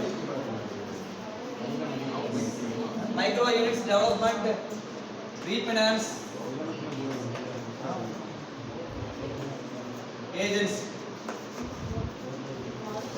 micro units development refinance agency தான் முத்ரா அப்படின்னு சொல்றாங்க. தமிழ்ல டைரக்டா ட்ரான்ஸ்லேட் பண்ணிருக்காங்க. முத்ரா அப்படின்னு மட்டும் எழுதிக்க போதும். இந்த முத்ரா அப்படின்னா என்னது? எதுக்காக கொடுக்கக்கூடிய கடன்கள்? சிறு முத்ரா. முத்ரா எங்கடா நகை கடன் சொல்ற? முத்தூர் பேன முத்ரா அப்படின்றது ஒரு கவர்மெண்ட் கொண்டு வரக்கூடிய ஒரு திட்டம். இதை மூணா பிடிக்கிறாங்க. சிசு கிஷோரு தருண் அப்படின்னு மூணா பிரிக்கிறாங்க கடன் கொடுக்கறது. சின்ன சின்ன யூனிட், அதாவது குறு நிறுவனங்களுக்கு கடன் கொடுக்கக்கூடியது. குறு நிறுவனங்களுக்கு, அதாவது மைக்ரோன்னு என்னது? சின்னதுன்னா ஸ்மால், அதுக்கு சின்னதா குறு அப்படின்னு பேரு. Micro small medium enterprise MSME படிச்சிருக்கீங்களா? அது சொல்றேன் ஒரு நாளைக்கு. MSME ஆக்ட் சொன்னா ஏற்கனவே.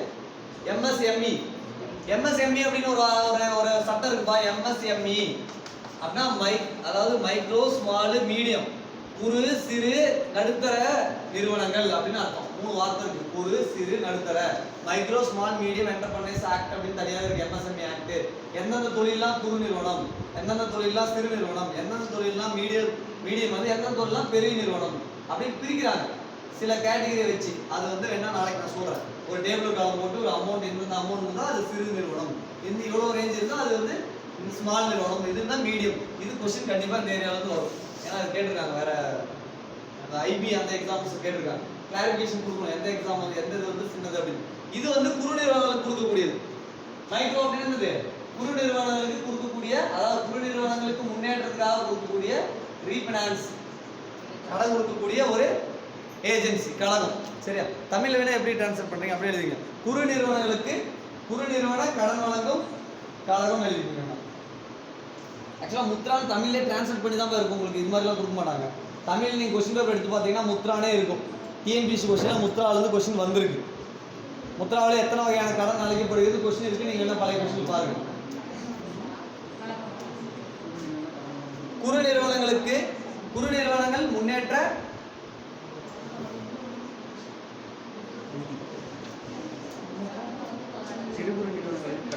சிறு குறுன்னு போடக்கூடாது. சிறுன்ற வார்த்தை வரக்கூடாது. ஏன்னா அவங்க வந்து மைக்ரோன் மட்டும் தான் சொல்லியிருக்காங்க. குறு நிறுவனங்களுக்கு கடன் வழங்கும் மேம்பாட்டு கழகம் போட்டுருக்காங்க. ஆனால் இங்கிலீஷ் வார்த்தை கண்டிப்பாக படிக்கணும். முத்ரான்றது தமிழில் டேரெக்டாக இந்த மேம்பாட்டு கழகம் தமிழ் டிரான்ஸ்லேட் பண்ணியிருக்கோம். நம்ம அந்த வார்த்தை எங்கேயுமே இருக்காது. டேரெக்டாக நூயித்ரா அப்படின்னு தான் இருக்கும். தமிழ் அப்படியே தான் இருக்கும். சரியா? TNPSC கொஸ்டினில் முத்ரான்னு ஏற்கனவே கொஸ்டின் வந்துருக்கு. கீழே எழுதிக்கங்க. முத்ரா என்ன வருஷம்? 2015. ஏப்ரல் 8 2015.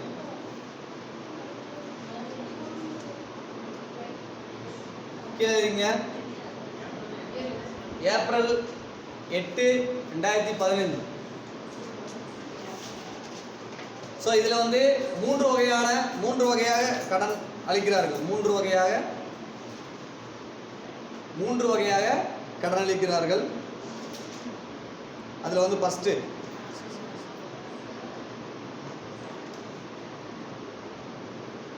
மூன்று வகையான கடன். அதில் வந்து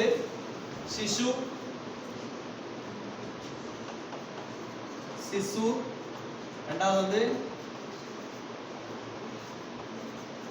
கிஷோர், மூணாவது வந்து சிசு கிஷோர் தருண். இந்த கொஸ்டின் தான் கேட்டிருந்தாங்க. எத்தனை டிவிஷன்ல கொடுக்குறாங்க, என்னென்ன பேர் அப்படின்னா. சிசுனா குழந்தைதான். அந்த அந்த அது வந்து கம்மியா தேவைப்படும் இல்லையா? அப்ப அதுக்கு கொடுக்கக்கூடிய கடன் வந்து கம்மியான கடன். தொழில் முனைவர்களுக்கு எவ்வளவு கொடுக்குறாங்க அப்படின்னா எவ்வளவு வரைக்கும்? 50,000 வரைக்கும். 50,000 வரை கடன். 50,000 வரை கடன் பண்ணலாம். எந்த திட்டத்தின் கீழ்? முத்ரா திட்டத்தின் கீழ், சிசு அப்படின்ற திட்டத்துல. சரியா? முத்ரா அப்படின்ற பேங்க்ல சிசு அப்படின்ற திட்டத்தின் கீழே எவ்வளவு வரைக்கும் கடன் வாங்கலாம்? 50,000 வரைக்கும் கடன் பெறலாம் போட்டுருங்க. 50,000 வரை கடன் பெறலாம். எந்த திட்டத்துல? சிசு திட்டத்தின் கீழ். இதுதான் கொஸ்டினா டிவியேஷன் ஆகும். இதுதான் எந்த டைம்ல கொடுத்தாங்க? கொரோனா பீரியட்ல இதை வந்து நிறைய பேர் கொடுத்தாங்க. பேங்க்ல முத்ரா வகையில இது கொடுத்தாங்க. அதனால இது கரண்ட் அஃபேர்ஸ் ரெலவென்ட்டாவும் கொஸ்டினா கேட்கலாம். டைரக்டா சிசு திட்டத்துல எவ்வளவு வரைக்கும் பணம் கொடுத்தாங்கன்னு கொஸ்டினா மாறும். சரியா? சிசு அப்படின்னா 50,000 வரைக்கும். இந்த கிஷோர் அப்படின்றது என்ன அப்படின்னா 50,000 இருந்து 5 லட்சம் வரைக்கும். 5 லட்சம் வரை எதுல இருக்கு? கிஷோர்ல.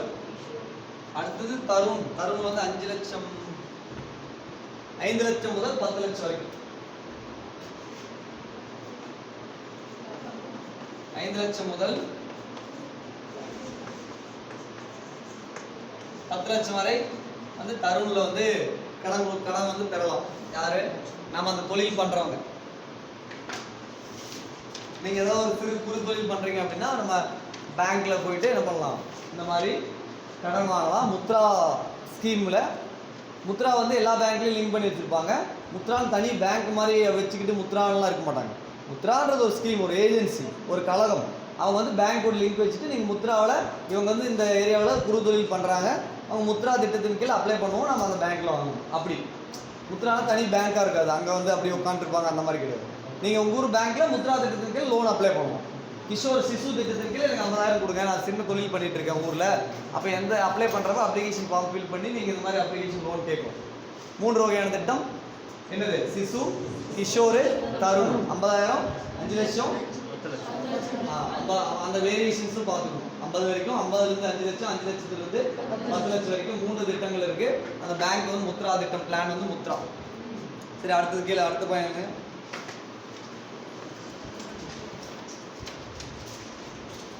எக்ஸிம் பேங்க், EXIM,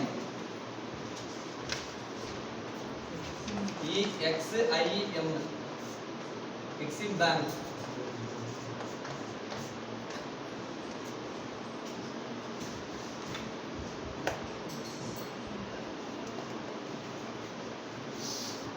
என்ன பேங்க்? என்னது எக்ஸிம்? என்னது? என்ன வருஷம் எழுதிக்கல? 82, 1982.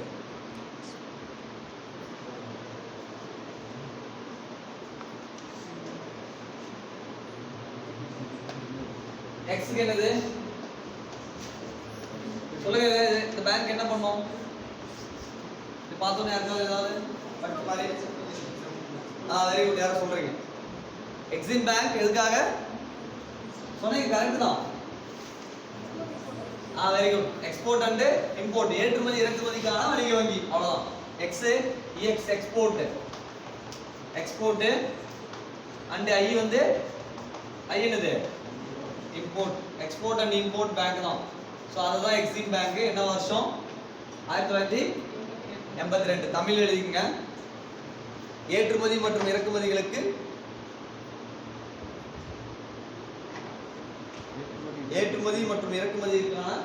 வங்கி. கடன் வழங்கும் வங்கின்னு போடுங்க. கடன் வழங்குறது இது அதான் அவங்களுடைய மெயின் வேலை. ஏற்றுமதி மற்றும் இறக்குமதிக்கான வங்கி, ஏற்றுமதி இறக்குமதிக்கான கடன் வழங்கும் வங்கி நல்லதுனாலும் சரி.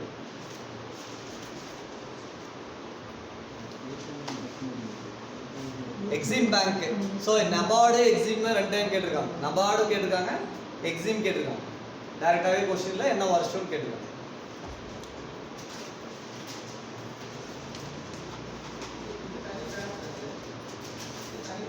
ஆமாம், அது தனி பேங்க். தலைமையிடம் வந்து நியூ டெல்லி தான். அந்த மாதிரி ஃபுல்லாக நீங்கள் டீட்டெயிலாக ஹெட் குவார்ட்டர்ஸ் வரைக்கும்லாம் போக வேணாம். இது வந்து நியூ டெல்லியில் இருக்குது. நியூ டெல்லி வேணா அது வேணா கிளாரிஃபிகேஷன் பண்ணி சொல்கிறேன் நெக்ஸ்ட் கிளாஸ். வேணும் வர்த்தகம் செய்யும் பேங்க் தான், இம்போர்ட் எக்ஸ்போர்ட் தான். நியூ டெல்லி இல்லைன்னா மும்பை, அடுத்த ஆப்ஷன் பார்க்கலாம். எங்கே ஹெட் குவார்ட்டர்ஸ் எங்கே அப்படின்னு எந்த பேங்க்குக்கு வரும் அப்படின்னா, ஒரு எக்ஸாம்பிள் சொல்கிறேன். எந்த பேங்க்குக்கு ஹெட் குவார்ட்டர்ஸ் வரும் அப்படின்னா Asian development bank. Asian development பேங்க்னா ஒரு ஏசியாவுக்கே ஒரு வளர்ச்சி வங்கி. ஸோ அப்போ அது வந்து எங்கே இருக்குது? அப்போ அது இந்தியாவில் இருக்கா, பாகிஸ்தானில் இருக்கா, பங்களாதேஷ் இருக்கா, அந்த மாதிரி ஒரு இன்ஃப்ராஸ்ட்ரக்சர் டெவலப்மெண்ட் பேங்க், ஒரு உட்கட்டமைப்பு வளர்ச்சி வங்கி. அப்போ எந்த நாட்டில் இருக்குது? இந்தியாவில் இருக்கா, பாகிஸ்தானில் இருக்கா, அமெரிக்காவில் இருக்கா, பங்களாதேஷ் இருக்கா? வேர்ல்டு பேங்க் எந்த இடத்துல இருக்குது? வாஷிங்டனில் இருக்கா, இல்லை எங்கே இருக்குது? வாஷிங்டனில் இருக்கா, இல்லை அமெரிக்காவில் வேறு இடம் யுகோஸ்லேவியாவில் இருக்கா.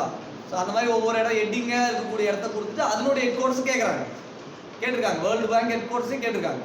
ஸோ இந்த மாதிரி பேங்க்கோட ஹெட் குவார்ட்டர்ஸ் போகும். இன்டீரியராக ஒரு இந்தியாவுக்குள்ளே இருக்கக்கூடிய பேங்க்குக்கு அதனுடைய ஹெட் குவார்ட்டர்ஸ் அப்படின்னு போக தேவையில்லை.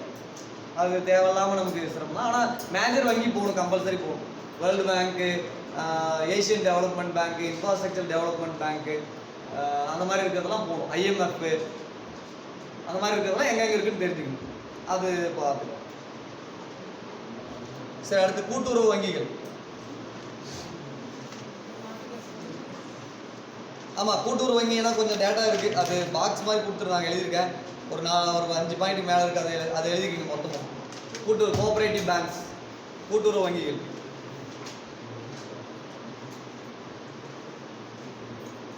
கூட்டுறவு என்பது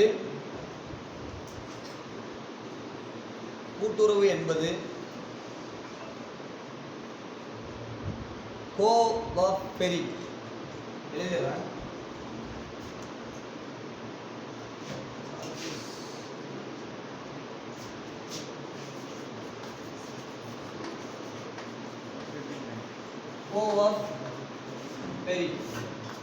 கூட்டுறவு என்பது கோஆபரேட்டிவ் எழுதியிருக்கேன். கோஆபரேட்டிவ் என்ற லத்தீன் மொழி சொல்.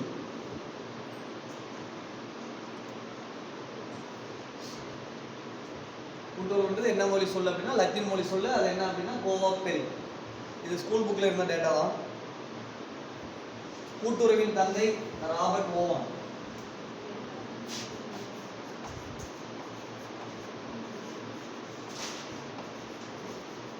கூட்டுறவின் தந்தை யாரை சொல்றாங்கன்னா ராபர்ட் ஓவன்.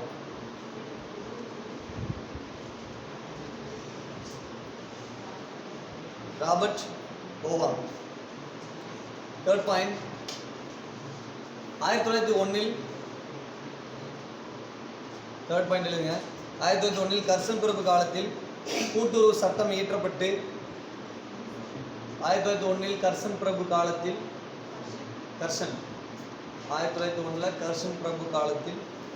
கூட்டுறவு சட்டம் இயற்றப்பட்டு 1901 கர்சன் பிரபு காலத்தில் கூட்டுறவு சட்டம் இயற்றப்பட்டு 1904 ஆண்டு கூட்டுறவு சங்கம் தோற்றுவிக்கப்பட்டது. 1901 கர்சன் பிரபு காலத்தில் கூட்டுறவு சட்டம் இயற்றப்பட்டு 1904 ஆண்டு கூட்டுறவு சங்கம் தோற்றுவிக்கப்பட்டது.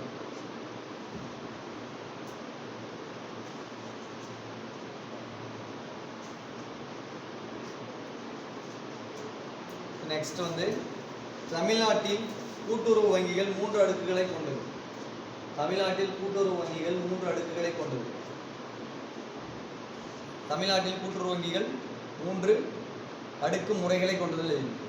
தமிழ்நாட்டில் கூட்டுறவு வங்கிகள் 3 அடுக்கு முறைகளை கொண்டது. தமிழ்நாட்டில் கூட்டுறவு வங்கிகள் 3 அடுக்கு முறைகளை கொண்டது.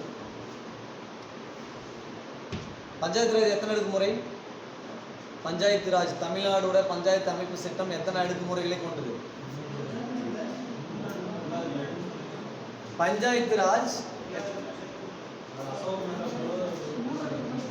இல்லை, இப்போ என்ன நடைமுறையில் இருக்கு சார்? 2-3 கமிட்டி இருக்கு. பல்வந்த் ராய் மேத்தா, அசோக் மேத்தா கமிட்டி ரெக்கமெண்டேஷன்ஸ்லாம் கொடுத்துருப்பாங்க. டைரெக்டாக அசோக் மேத்தா கமிட்டி என்ன வருஷம் கேட்குறாங்க, பல்வந்த் ராய் மேத்தா கமிட்டி என்ன வருஷம் கேட்குறாங்க.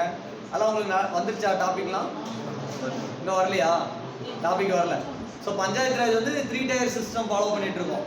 பஞ்சாயத்து ராஜில் 1, அதுக்கப்புறம் ஜில்லா பரிஷத்து, அப்புறம் மாவட்ட லெவலில் அப்படி 3ஆ பிரியும் அப்படின்னு நினைக்கிறேன். கொஞ்சம் பார்த்துங்க. 3 டயர் சிஸ்டம் தான் ஃபாலோ பண்ணுறோம். பஞ்சாயத்து ராஜ் ஏப்ரல் 24, 1993 இந்த வருஷத்தில் இம்ப்ளிமெண்ட் பண்ணதால ஏப்ரல் 24 பஞ்சாயத்து ராஜ் தினம் அப்படின்னு கொண்டாடுறோம் தமிழ்நாட்டில். சரி, அந்த டேட்லாம் முக்கியம். ஏப்ரல் 24 பஞ்சாயத்து ராஜ் தினம். சரி, ஓகே. தமிழ்நாட்டில் கூட்டுறவு வங்கிகள் 3 அடுக்கு முறைகளை கொண்டது. அதில் ஃபஸ்ட்டு மாநில கூட்டுறவு வங்கி. ஃபஸ்ட் பாயிண்ட் மாநில கூட்டுறவு வங்கி. செகண்ட் பாயிண்ட் மாவட்ட மத்திய கூட்டுறவு வங்கி. மாநில கூட்டுறவு வங்கி. செகண்ட் பாயிண்ட் மாவட்ட மத்திய கூட்டுறவு வங்கி. தேர்டு தொடக்க வேளாண்மை கூட்டுறவு வங்கி. மாநில கூட்டுறவு வங்கி. ஃபஸ்ட்டு மாநில கூட்டுறவு வங்கி 3 அடுக்கு முறையில் முதல்ல மாநில கூட்டுறவு வங்கி. செகண்டு மாவட்ட மத்திய கூட்டுறவு வங்கி. தேர்ட் பாயிண்ட் தொடக்க வேளாண்மை கூட்டுறவு வங்கி.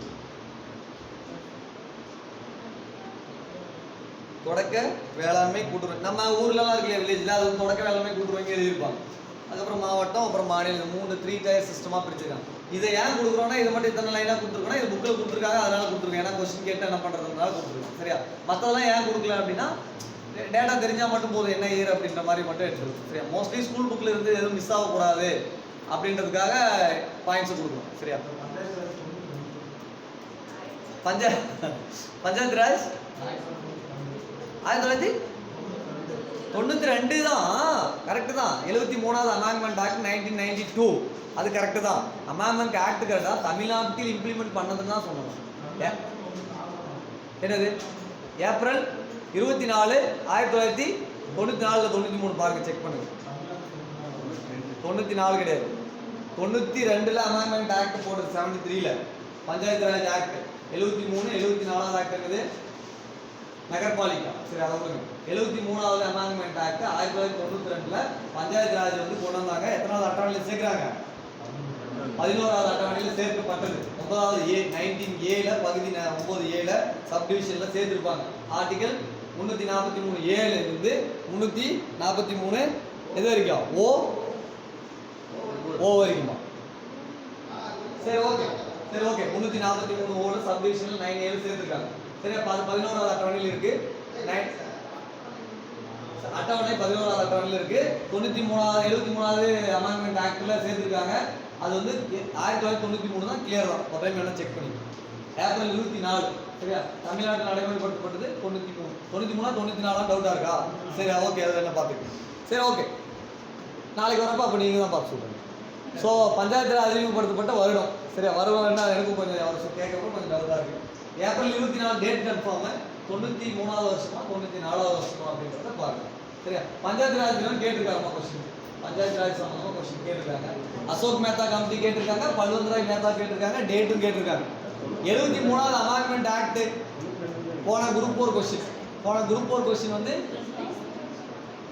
கொஸ்டின் நகர்பாலிகா ஆக்ட் என்ன அப்படின்னு சொல்லிட்டு குரூப் 4 கொஸ்டின் போன டைம் லாஸ்ட் டைம் அந்த குரூப் அந்த அமெண்ட்மெண்ட் ஆக்ட் கம்பல்சரி கொஸ்டின்ஸ் வருது. அந்த அட்டவணையை சேர்த்துருக்காங்க இல்லையா? சொல்லுங்க 94 தானா? கன்ஃபார்மா? சரி ஓகே சரி பாருங்க பார்த்து சொல்லுங்க. மற்றவங்க தெரிஞ்சுட்டோம் பார்த்துக்கலாம். சரி இப்போ அடுத்து பேங்க் எழுதுங்க. நில வள வங்கி. நில வள வங்கி எழுதுமா?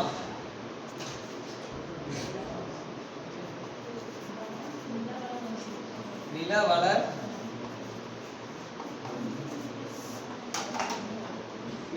வங்கி. நில அடமான வங்கி என்ற பெயரில் 1929ஆம் ஆண்டு தொடங்கப்பட்டு முடிவு அடுத்த ஹெட்டிங் நில வள வங்கி